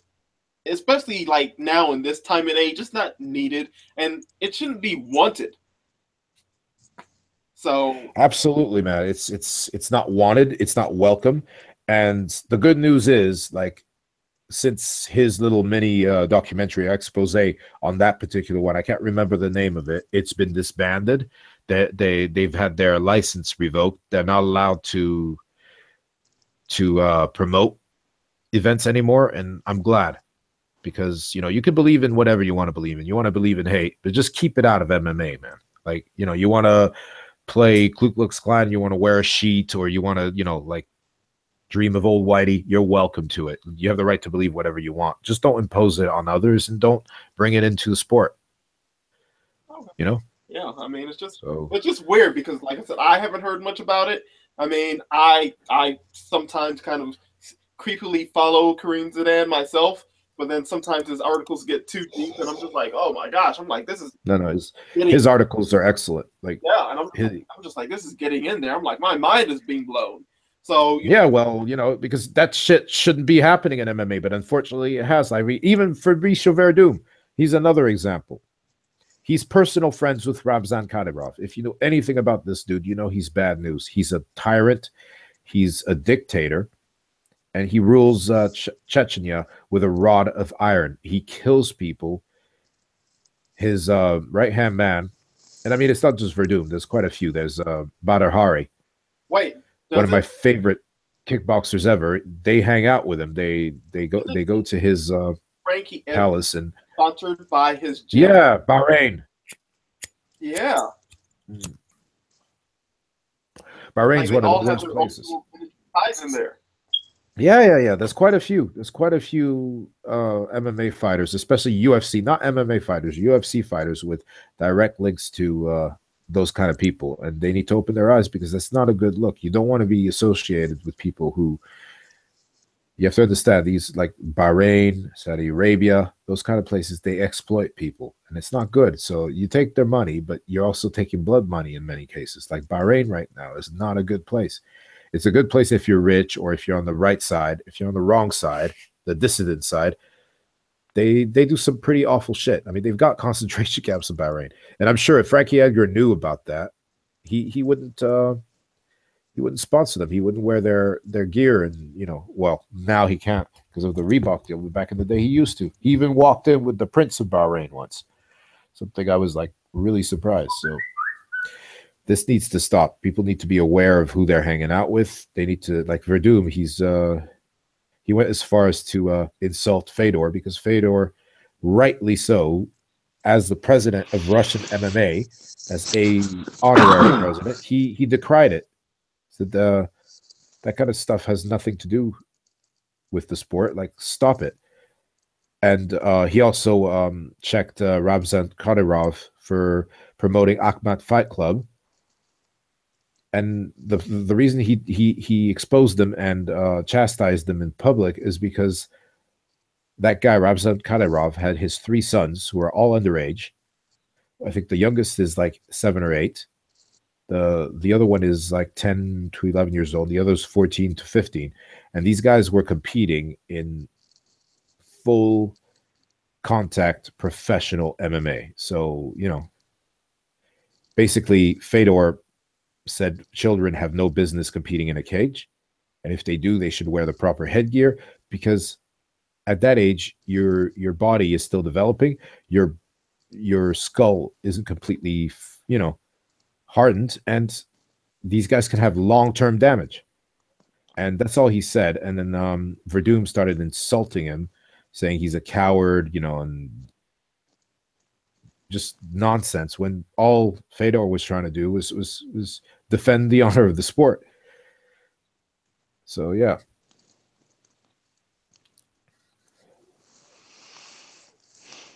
I mean, that's just craziness. I'm pretty sure more is going to come out. I mean, especially, Zidane, hitting us with all these articles. I mean, it's going to get to a point where all of it can't be ignored. I mean, to tell you the truth, sometimes I think a lot of people actually say, like, how does Zidane get this info, and how long are they going to actually let him get away and get out with this info? So it's kind of a dangerous subject, like in itself, but also seems like a dangerous subject for Zidane as well. So Yeah. I mean,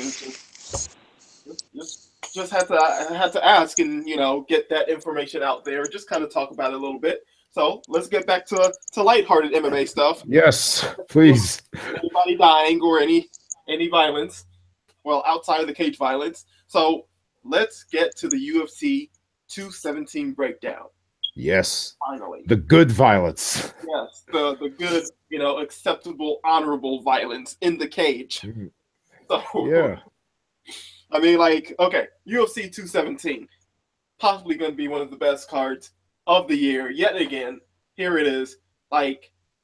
What fight? Give me 5 fights, possibly even 3 fights that you were looking forward to. Jim or Cyrus, any one of you. Jim, you go ahead. Say that again, Gerald. I'm sorry. Oh, UFC 217. Give me your 3 fights that you're looking forward to, even 5 if you have.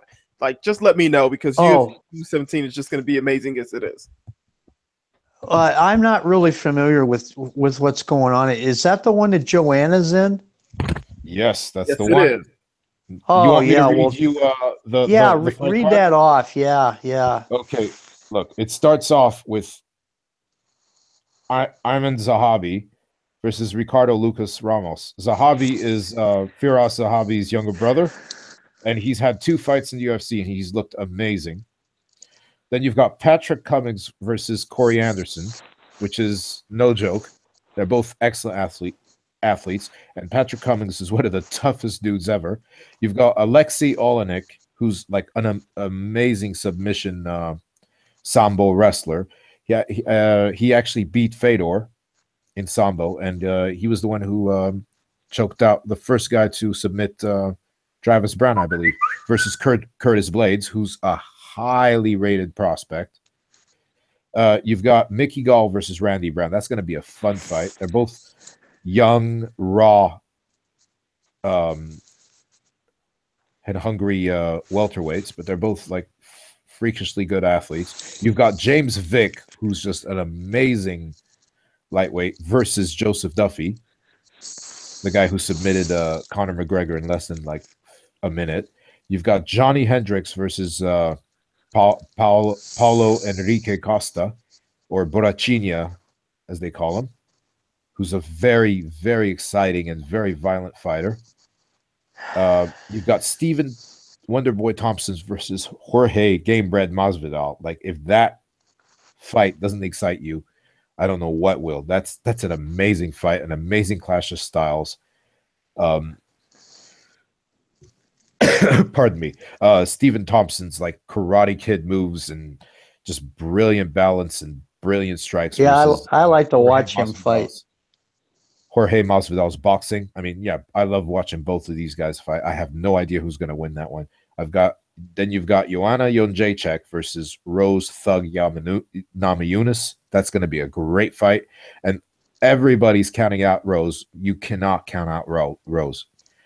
Rose is really good on the ground. She's really good with submissions. So I'm excited to see what she can do. You got Cody Garbrandt versus TJ Dillashaw. That is going to be one of the best fights of the year. In skill alone, these two are amazing.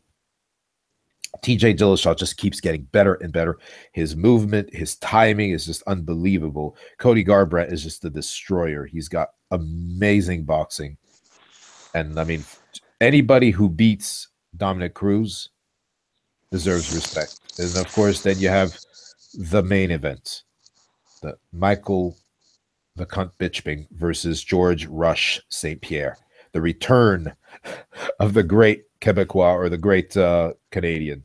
And I can't wait for that fight. And personally, I believe that GSP becomes a 2-weight world champion. He takes that middleweight crown because Michael Bisping is overrated. He's a cheat. He's a dirty fighter, and he was the luckiest man on earth to win that belt, because Luke Rockhold made a mistake. He didn't respect him. He rushed in and got countered. But Bisping didn't even have the right to fight for the title. So it's going to be nice to see a fighter who I love, George St. Pierre. take the belt. I think, Cyrus, that the UFC wanted Bisping to have that title and to have it as long as he's had it, even though he's not worthy of the title. No, absolutely. I think they probably wanted him to have it because he's a company man. He's a sneak. He's ratted out the fighters to it. He's a company man and a sneak. Yeah, he is. He really is. He's a snitch. He's actually snitched on his fellow fighters. He's one of those guys. I don't know why they'd want him to have the title because it's been a bad look ever since he got his hands on that belt. I wasn't laughing at you, Cyrus. I was laughing because you're probably right. No, but he's just bad news. And the thing is, like, it's not a good look because it's very obvious he didn't deserve it. It's very obvious that he fights any legitimate contender anywhere from 1 to 10, he would lose. And he knows it. That's why he's been doing everything he can to avoid. I mean, look at this this debacle. Ever since he got the belt, he's been calling out Nate. He's been calling out Nick Diaz. He's been calling out George St. Pierre. He's been calling out anybody but top-ranked contenders. I mean, he called out everybody except Jesus Christ. Exactly. Like I wouldn't be surprised if he tried to pick a fight with Joanna Jędrzejczyk. Like that's how like shamelessly cowardly he's been. He's got no shame. And for him to look at that middleweight division. It's stagnating, and it's at the best middleweight division the UFC have ever had. You got Luke Rockhold, you've got Chris Weidman, you had Gegard Mousasi. You have a lot of talent in that middleweight division, and like Michael Bisping is running from all of them. I mean, they just had an interim middleweight title bout between Yoel Romero and Robert Whittaker. It was brilliant to watch, but it was bittersweet because you just knew that Bisping was going to do everything he could to avoid fighting either man. And it's just not good. So that's why I'm looking forward to UFC 217. I'm looking forward to watching GSP take that. I think that Bisping hangs around after he gets whacked because he's a pretty good. He's a controversial commentator. I think he'll stick with the UFC. Oh yeah, he'll definitely have like a background job, commentating. I mean, watching Bisping commentate is, I'm going to have to say this. I don't want to say this, but it's brilliant. Yeah. Because it's like you have a lot of the commentators, like they're good, they're analytical, and they're great to hear and everything, but then you also need a little bit of that antagonism.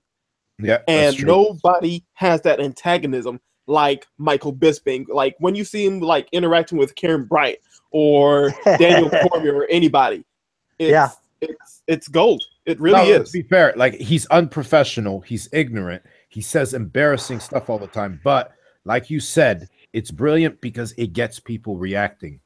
And people have an anger fetish these days, and people react because he says unbelievably ignorant things. Whenever Bisping is pissing me off, I know that there are fringe fans that are loving that shit up. Oh yeah, no, those guys are not what we're talking about. But you're right; it brings eyeballs, but also Gerald hit the nail on the head. If you feel something, then it's good. Like just like what's his name? That famous DJ, Howard Stern.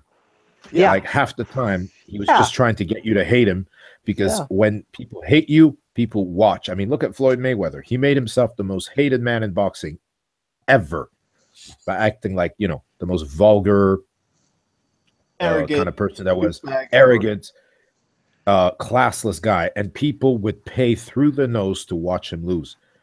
And he fought all the best guys. So every time people like, oh, maybe this time he finally gets, and it's true that it works. But as far as a commentator, how many people paid how many millions of dollars to see Floyd get whacked?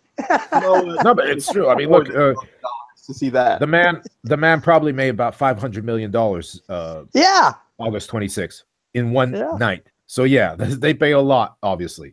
But what I'm trying to say is, like, as far as a commentator, Michael Bisping is horrible. He's deplorable. He doesn't get it.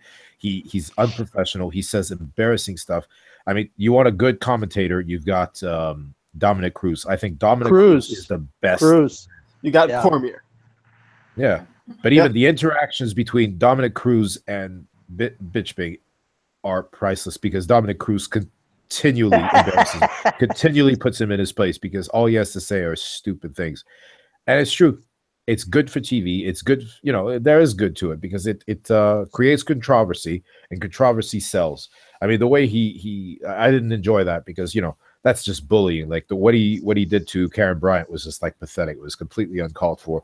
I don't know if you saw him recently. I heard about it. It was kind of a little bit on that line. It was like kind of like a bully. Pushing that line, buddy. Yeah, and I hate to use that word, but he is a bully. He's sexist. He's ignorant. Like his comments on like now, like unfortunately, he has his own podcast. He went on a rant about how pot smokers and marijuana users are drunkies, and he even insulted Joe Rogan, stuff like that. He's like, yeah, when his kids are junkies, he should come and talk to me about how good weed is. It's like, that's about as ignorant as you get. Like, you know, like whatever, but like he just can't help but put his foot in his mouth. And it's WWE tactics. It sells. Yeah, but it's not even a tactic. He really is an asshole. That's who he is. Yeah, he's an asshole, real piece of shit. Like disrespectful, xenophobic, ignorant, says sexist stuff without even realizing. Which means that he can come up with it at a moment's notice. Oh yeah, but that's what he is. It's in his nature. It's like come up with it. It's already there in him. Yes. It's not an act. Like Chael would act like that. Chael is actually a very charming, very respectful, very classy human being. Okay, forget the cheating, forget the fraud, like when he was but I'm saying, like, as a human being, you meet Chael, you'll like him because he can finesse you. He's very polite. He's very, I don't know, like there's a charm to him. And when he behaved like 8 kinds of bitch, that was an act. Michael Bisping, it's not an act. He really is an asshole. I don't know if you saw the footage of Eddie Bravo walking up to him and offering his help. Eddie Bravo is one of the greatest Brazilian jiu-jitsu specialists, black belts, whatever you want to call him, whatever adjective you want to put on him. He's got it. The man is a genius. And he's offering his help for free to Michael Bisping. And this guy is so drunk and so full of himself and so just full of stupidity. He starts insulting Eddie Bravo. He starts picking a fight with him because he's like, oh yeah, you think I'm not good enough. Like, I mean, that's how, like, he's an oaf. I mean, he shows up at a press conference drunk. Like, apparently, like, you could smell the booze on him, the alcohol on him from like meters, like yards away. The guy is just a classless, just, you know, trailer trash. He's trash, you know. He's got no class. He's got no dignity. I mean, considering the country he's from, he may even be inbred. You never know. Oh yeah. You don't talk like. I mean, remember, like when he first came to the UFC, the guy's supposed to be from England, and they had to put subtitles on. I mean, like, you know, it's just, you know, like. I'll never forget that episode. I mean, I never liked The Ultimate Fighter because I hate reality TV, but that was one of the seasons I watched just for Dan Henderson. And as soon as I heard that he was going to fight Michael Bisping, I had to watch it. And sure enough, he did not disappoint the whole time. He didn't stop. He even he even played, come on, that guy played the race card during that season. He played the race card. Like, that's how classless and dumb he is. And freaking Dan Henderson just was Dan. He was Hendo. He was H-Bomb Hendo. Didn't say anything. Didn't get upset. All he said was, this guy's a douchebag, and I'm not shook because we're going to fight, and it's going to come out of his ass then. And boy, did it. Like, that knockout is probably the greatest knockout you'll ever see in MMA history. It was beautiful. It was serendipitous. It felt good. It felt like cold water over burnt flesh because it was beautiful. And it couldn't have happened to a bigger prick than Michael the Cunt Bisping. And it's just a shame that it didn't shut him up for good. I mean, Henderson called it. Hendo called it. He said, you know, like he threw that elbow, that flying elbow on a knocked out Michael Bisping, and he actually said, normally I wouldn't do that, but because it was him, I made an exception. He said, I just hope it shuts him up for a little while. I know it won't shut him up for good because that guy, that's all he does, run his mouth. But it did shut him up for a bit, and I thank you, Dan Henderson. Like that's just like a gift you gave everybody, true MMA fans. Yeah, he did everybody a favor that day. Like, we owe him thanks. But no, seriously, like it's. But you're right. You're absolutely right. It makes for good TV, and it makes for great TV when like Dominic Cruz has to put it back in his place. Bad cop. Like, I mean, what's the ESPN sports show that does it? Sharpen something. And it's I know what you're talking about. Who made that comment that said that Conor McGregor was going to definitely defeat Floyd Mayweather, and just completely took it out of context. Between those two guys, it's like you have one guy who he's analytical. First take, right? Yeah. First take, or pardon the interruption. Yeah. Yeah. It's just. I mean, it's good. Yeah, it's it is. Sad, it makes for but TV. It's good. Because if you have two people who are just really analytical, and people who are analytical are going to be able to understand that, and they're going to like that. But then for the people who are just like, I just want to hear people talk trash, and I just want like quick one sentence lines of what's going on and everything, they want people like that, which is what Michael Bisping is going to bring to them. And sometimes in the unexpected and sometimes a hilarious behavior. Yeah, and plus, like, it never gets old watching Michael Bisping embarrass himself and get embarrassed by Dominic Cruz, because they could be more different. We've done a lot of talking about Bisping tonight and in the past too.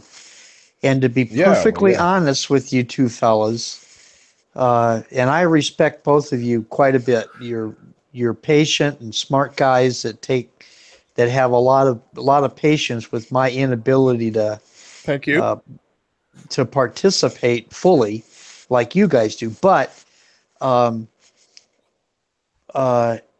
tell us that Bisping is behind us. If Bisping had breasts, I'd probably pay attention to him.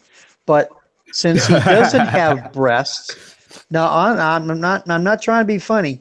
Since he doesn't have breasts, he doesn't interest me at all. Not a bit. The problem is he's the middleweight champion of the world. That's the thing. Like I'd be really happy to ignore him. But the problem is he holds that belt. And it's not just the belt he holds. He's holding up one of the biggest divisions in the UFC. Which brings up the dilemma. Greater than it's ever been. It's more talent laden than it's ever been. That's why it's very hard to ignore him. It's impossible to ignore. Sorry, go ahead. Which brings up the dilemma: why has that asshole had that belt for so long and not defended it? Because he's been running. He's been running every time. Have you seen? Yeah, I mean, it's like, it's shameless. It's embarrassing, but he's literally like worse than McLeprechaun. Like, McLeprechaun is one thing.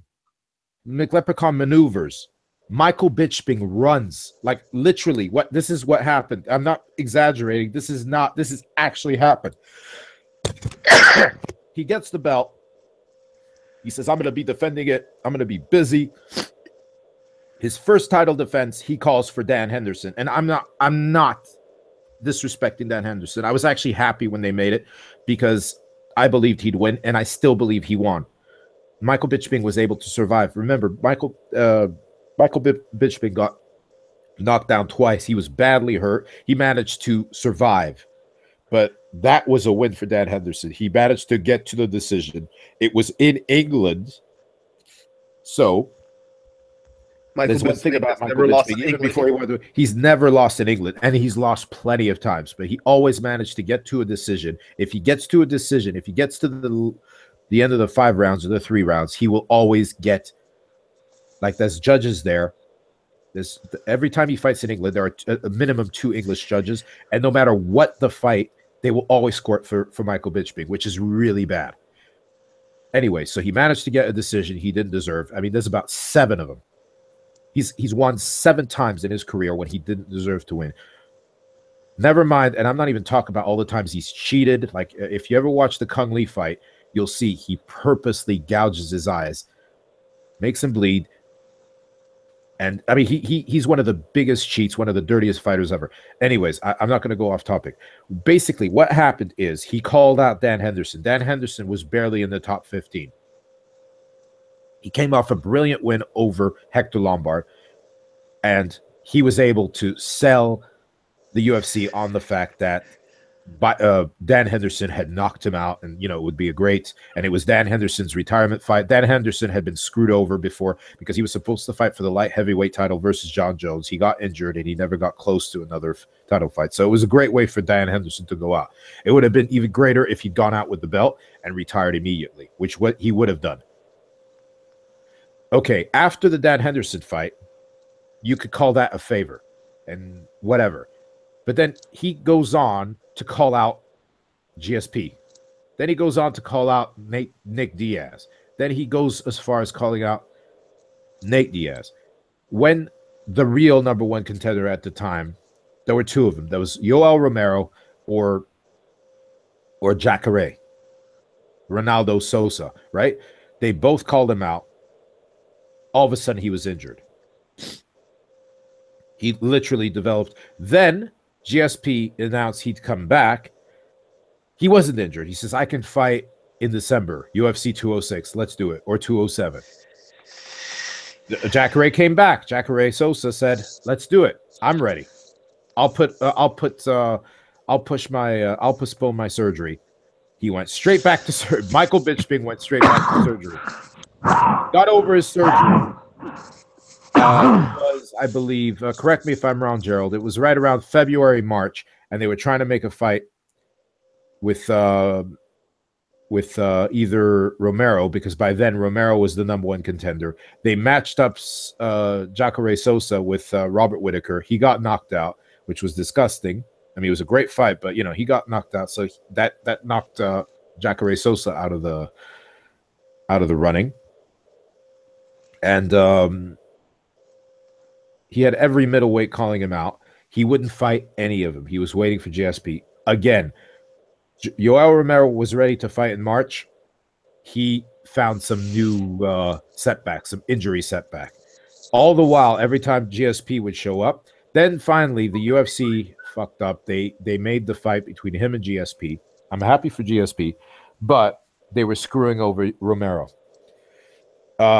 That was a problem in itself, because basically they announced the fight. They didn't give us a date, and they announced the fight because they absolutely needed to announce a big fight. But it came out months later that GSP, they tried to make it look like GSP was dilly-dallying, but GSP was injured. He had an injury to his eye, so he couldn't fight anyway. So they announced a fight that they couldn't even make. And Bisping was going on about how the GSP was a coward because he didn't want to fight. But then the thing was that when Romero called him out again, all of a sudden he was injured again. So they ended up screwing over Romero with some interim title bout against a really dangerous Robert Whittaker, who, by the way, Michael Bisping was supposed to fight at UFC 193, the famous night that Ronda suffered her first loss.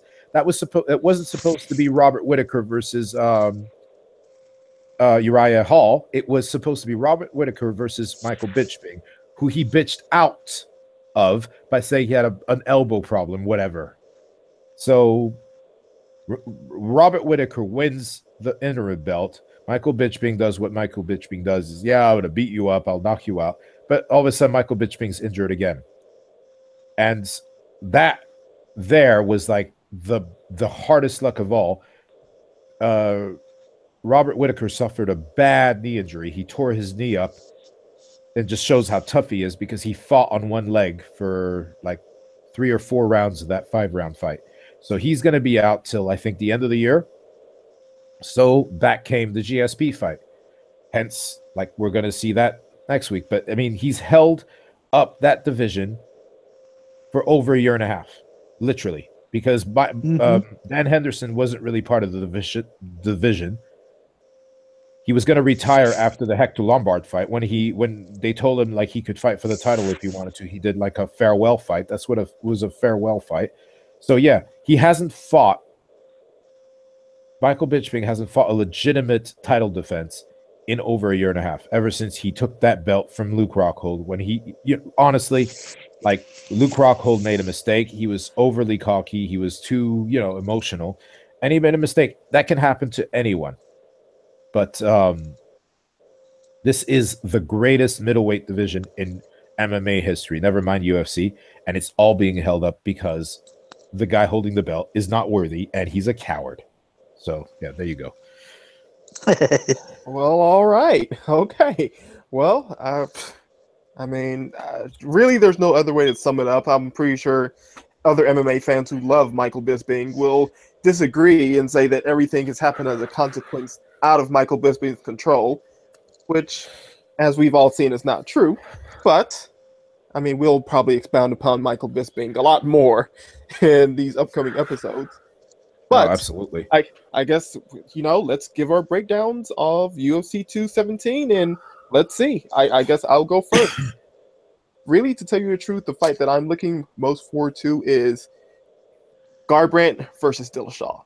The reason why is because of the way that Dillashaw, way that Dillashaw was able to mimic and, utilize Dominic Cruz's style to beat, Renan Barão and others the way they did was impressive enough as it was.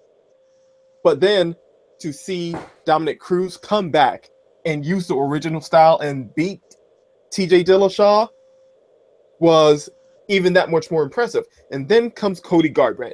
Cody Garbrandt comes in and just trashes Dominic Cruz's style. Like, just makes it look completely unusable. It was that impressive. So now, with TJ Dillashaw fighting Cody Garbrandt, is Cody Garbrandt going to do the same thing with TJ Dillashaw, considering that TJ Dillashaw is using Dominic Cruz's style? And that's one of those things that I want to figure out, because if Cody Garbrandt is able to defeat the originator of that style, could he also defeat the person who has adapted it? And if that happens, who really is going to be able to take on Cody Garbrandt in that division, just with those two alone? So that, to me, is possibly the best fight of the card. I know everybody, go ahead, throw your rocks at me, but that's just how I feel. No. But okay, let me talk about Namajunas versus Young Jacek. Really, this is going to be a fight of attrition. Namajunas, she has the BJJ skills. She has all of that. She has striking, but she does not have the striking level of Young Jacek. Like, she just doesn't have it, but she's going to be gritty enough to be able to get in her shots and also do a bit more and possibly even surprise Joanna with a lot of her, like, takedown, Brazilian Jiu-Jitsu skills and everything. That's what's going to be I'm going to have to say the wild card in this fight, even though a lot of people are counting Namajunas out of this fight. So that's what I think about that fight. And Masvidal versus Thompson. It's going to be a brawl. That's just how it is. Masvidal knows he has to win. He's fighting, a TKD guy, and he's just going to go after him. He's not going to try to take him down. He's going to take this back to backyard brawls. And Thompson says he's going to come out and be aggressive, and he's going to put on a show for everybody. And this is going to be a brawl between a TKD guy and a high-level boxer brawler. So I have no idea where this fight is going to go. And both of these guys are very high level in their own unique skill set. So that's how I feel. And Hendricks versus Borrachino. This is going to sound bad. Wow. Hendricks, yes. He was former champion. Yes, Hendricks used to have overhand right that could crush a giant. But this is not the Hendricks from those days. Hendricks has not been crushing anybody lately. It's almost a complete opposite. Not since 2013. Right. and he's taking on a guy who is not only that much more powerful and just finishing people left and right, but he's finishing them by KO or TKO. And then to toss on the fact that his reach advantage, it's 3 inches, people. It's just going to basically it's going to put too much pressure on Johnny Hendricks. And even Johnny Hendricks moving to Jackson Winklejohn, it seems like a bit of a stretch to say that he's going to be able to overcome the slight disadvantages that he has against Borrachino. And I think Borrachino takes this fight, if not by knockout, by decision. And I'm going to call my last one here, Bisping versus St. Pierre. This on stats alone just looks like a mismatch.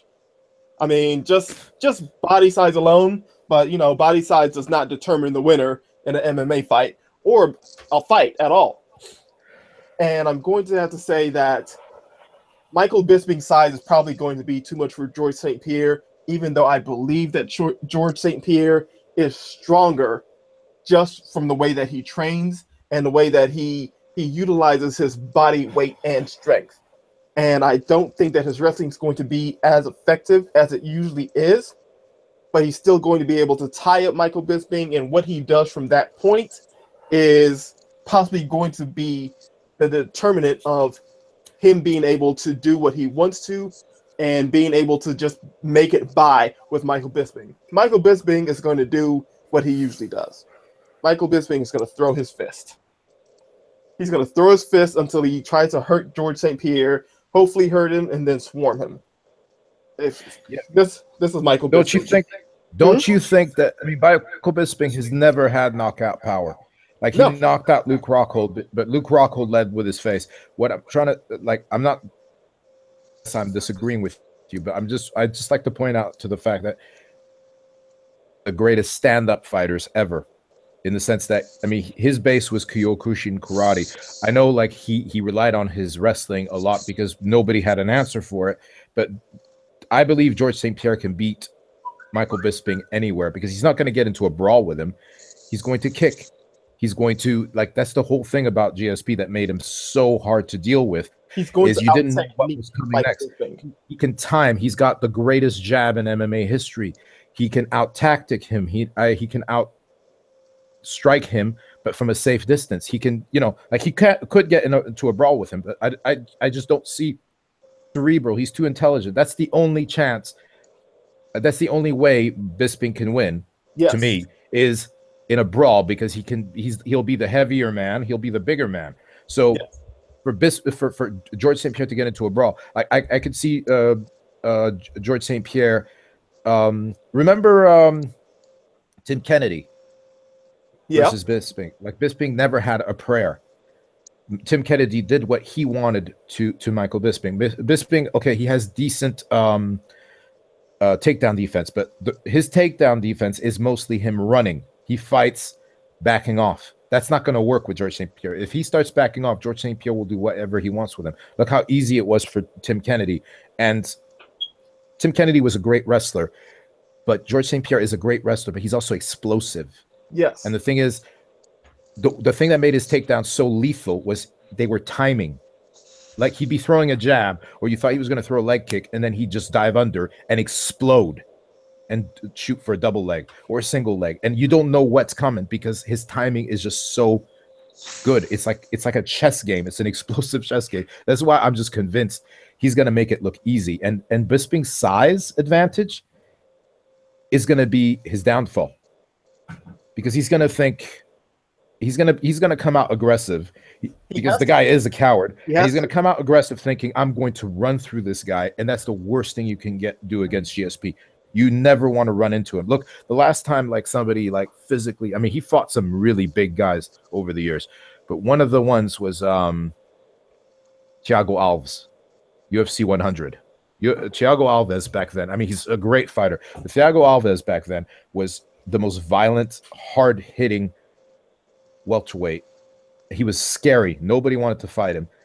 And when GSP took him on, all his aggression and his strength and his viciousness worked against him, because GSP just countered him took him down at will, outstruck him on the feet, out-timed him, and out-jabbed him. Well, that's just my little comment as far as what you were saying. Oh, no, that's the way I see it. I'm not saying I'm right, but no, that's fine, because that's what I was saying, because George St. Pierre is going to eventually get in the clinch with Michael Bisping. It's going to happen. Yep. That's what's going to determine whether George St. Pierre adjusts on the fly if he can't get him down, or he's going to be able to do with Michael Bisping what he wants to do with him. And Michael Bisping is going to do what Michael Bisping does. Michael Bisping is going to try to hit you enough to where you get hurt and then swarm you. That's what he's always done. That's what he does. And for George St. Pierre, that's semi one-dimensional to him. So yeah, I mean, with the size difference, and their GSP still has enough tools to handily take this fight. And so I mean, I'm going to have to go with George St. Pierre in this fight, even though Michael Bisping does have the size, which is why I said in the beginning that in an MMA fight or in a fight, period, that the size does not matter, because George St. Pierre has more tools as a fighter, as a former champion, than Michael Bisping has possibly ever had. So those are my 5 breakdowns and picks for UFC 217. You guys? Jim, you want to go first? What? You want to make your picks? Oh, I'm just going to go with the ones that I know about, and I think Joanna is gonna. I think she's gonna knock Rose out, and Garbrandt.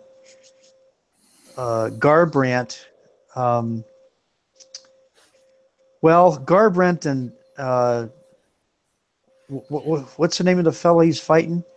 TJ Dillashaw. TJ, yeah, Dillashaw. I don't like either one of those guys. That's kind of an emotional thing with me. Personality wise, huh? Yeah, personality. With me, I can be concrete about something, but I have to like an athlete in order to really get behind them. And I don't. Do you like them as fighters though? Like their performances? They're they're awesome to watch, man.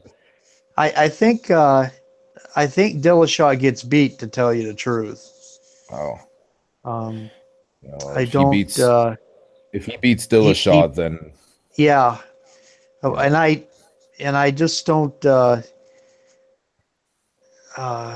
Didn't they used to? Yeah, they were in the same train in the same stable. Yeah, Team Alpha Male. Oh, I thought they did. Yeah, they did. Okay. Team Alpha Male. They used to actually be sparring partners and everything. That's one of the reasons they hate each other, because each of them accuses the other of being dirty and cheap shots and shit. So that makes for a really interesting fight, because and when the TJ the Bisping St. Pierre fight, I really I think politically, I think GSP wins it, but I really don't. I don't know what kind of shape GSP is in. How long's it been since that guy's been in an octagon? Oh yeah, no, but that's one thing about GSP you never have to worry about is the shape he's in. The guy never stops training. He lives like a monk. He's always in shape. He's never out of politically, then I have to give the fight to him. I don't see Bisping. I don't see any constructive reason why Bisping should win this. I just don't see any at all. So I think then what's going to be fun is after GSP has the belt, who's going to get the next shot? I see if he wins, which I believe he will, I see George St. Pierre possibly going for a super fight with whoever's holding the welterweight belt. That was actually, calling out either Tyron Woodley or whoever's got the welterweight belt, unifying the titles, and then either retiring or moving down to welterweight, because I love GSP. To me, he is the greatest MMA fighter of all time, and he's definitely the greatest welterweight. But GSP versus Weidman. Well, Weidman, he might be able to maneuver him because Weidman's a bit slower. But a guy like Luke Rockhold would not be good for GSP. A guy I could see GSP doing well against a guy like Robert Whitaker, who's smaller. I do not see GSP doing great against Yoel Romero. Although, stranger things have happened. And I mean, you've got some monsters. I mean, like Luke is a light heavyweight fighting at middleweight. You've got David Branch, who's a light heavyweight fighting at middleweight. You've got some big, huge, monstrous dudes at middleweight. I mean, half the middleweight division is bigger than the current light heavyweight champ. Like they're half the top 10 middleweights are taller and bigger than Daniel Cormier. So, it just gives you an idea.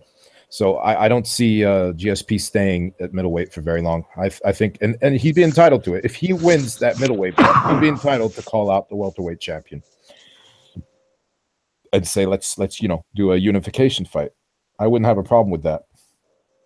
My problem was that Bisping was allowed to fight for the middleweight title. It should have been a non title bout. But whatever. Like, yeah. Well, sorry, Jim. I interrupted you. You done with your fight picks? Yeah, I'm. Like I said, I don't have an interest in just a very few of the fights. All right, that's fair enough. Well, my picks are Borrachinha over Johnny Hendricks, the former welterweight champion. The guy who thinks a 5-round title fight is over after 2 rounds. That's a UFC 167 joke.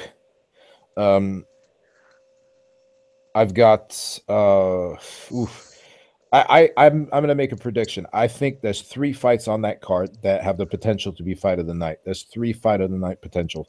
There's Rose Namajunas versus, Joanna Jędrzejczyk defending versus Rose Namajunas. I believe that could be fight of the night. I believe Jorge Masvidal versus Stephen Wonderboy Thompson has a potential for fight of the night. And TJ Dillashaw versus Cody Garbrandt. I believe, all 3 of these fights could easily be fight of the night, and I'm very excited about all of them. I'm not going to call Jorge versus Wonderboy. I really don't know who wins it. I could see both of them winning it. I can see it all depends on who imposes his style first.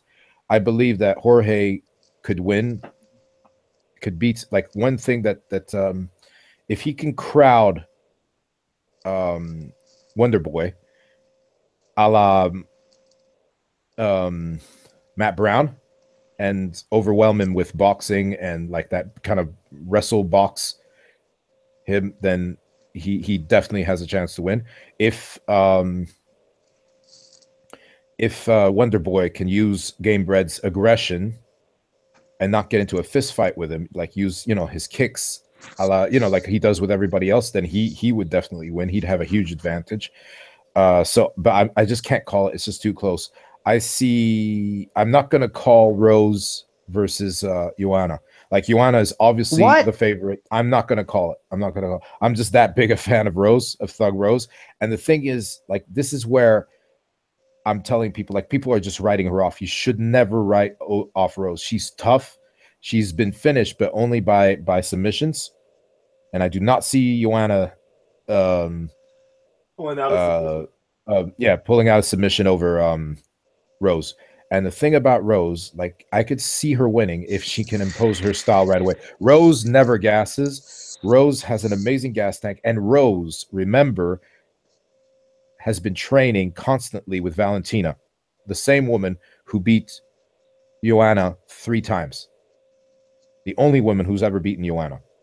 So that counts for something. I'm not saying that means she's going to win, but Rose, there's something about Rose. So I'm not going to call it. But like, obviously, Joanna is the huge favorite. She's an amazing fighter. She's the greatest strawweight that's ever lived so far.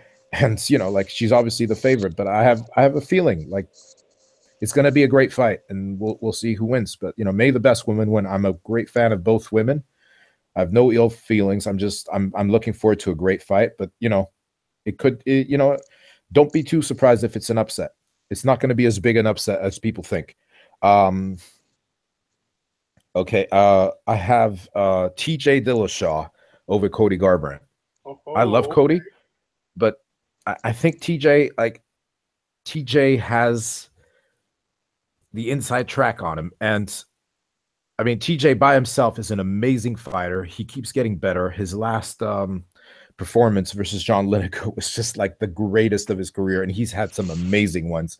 But what he did to John Lineker, who is a fearsome puncher, like John Lineker never got started.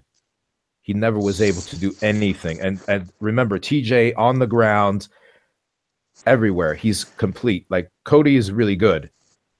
He is really good, but TJ is definitely better on the ground. And in the clinch, I think he might be better, but his movement is ridiculous. It's not quite as good as and as smooth as Dominic Cruz's, but he has other weapons. And I think he actually matches up better with Cody for the simple reason that he knows Cody very well. They used to train together all the time. And the fact that he's a little older, I believe, like a big brother, I think he might big brother Cody. And I see TJ winning by decision or by submission. Then we've got you do? Oh yeah, absolutely. I really do. And that's nothing against Cody. I love Cody, and he'll be champion again maybe one day. But if Cody wins, there's a lot of good fights for him, because there's what's his name? The guy who's going to fight. There's a lot of good bantamweights out there. So it's, whoever wins is going to be really exciting. And then of course there's the main event. I have GSP over Michael Bisping. Big shock there, but I honestly think we're going to see the best version of GSP, in the sense that, like, I love any version of GSP, but I think we're going to see a much more offensive GSP. He's had like almost 4 years to heal, to refresh himself, but the thing is, the fact that Michael Bisping is bigger than GSP is going to encourage GSP to go after him and to use his own speed and aggression and size against him. And I actually see GSP finishing Michael Bisping. I see him either finishing him with strikes, head kick or whatever, or submission. Oh, that's definitely a bold one. Yeah, well, don't forget, Michael GSP is an amazing Brazilian jiu-jitsu practitioner. Like, he's one of the best, and like, there's only a couple guys that can rival him with mixing it up. There's Mighty Mouse, there's John Jones, but I mean, nobody's as smooth in transition as GSP. And make no mistake, Michael Bisping is not good on the ground. He's good at defending himself. He's good at running and evading, which is a skill in itself. But once you get him to the ground, and you have the top game that GSP has, and the ground game GSP has, he's I mean, look what Tim Kennedy did to him. He couldn't do nothing against Tim Kennedy. And GSP is better on the ground than Tim Kennedy. And I love Tim Kennedy, but I mean, come on, GSP is amazing. And he's fought guys that size. Like, I know he was skinnier back then, but when Mayhem Miller is about Bisping's size. He might even be taller. Jake Shields is Bisping's size. Here you go. Nick Diaz, not Nate. Nick is taller than Bisping. Uh-huh. Think about that, and look what he did to and Nick is an amazing Brazilian jiu-jitsu. He's one of the highest, most accomplished Brazilian jiu-jitsu practitioners in MMA. Never mind the UFC. And look what GSP did. He just shut him down every time they went to the mat. Like, okay, admittedly that night Nick was injured. But still, like, he couldn't do anything with GSP. And, like, form is temporary, class is permanent. I believe he finishes him. by strikes or by submission. I'm not sure yet, so I'll just say that. All right. Well, I am also picking GSP to win, but all right, that's new. But okay, well, I mean, that's our UFC 217 breakdown, and I guess that brings us to the end of this podcast. I mean, well, as always, I mean, thank you guys for joining us.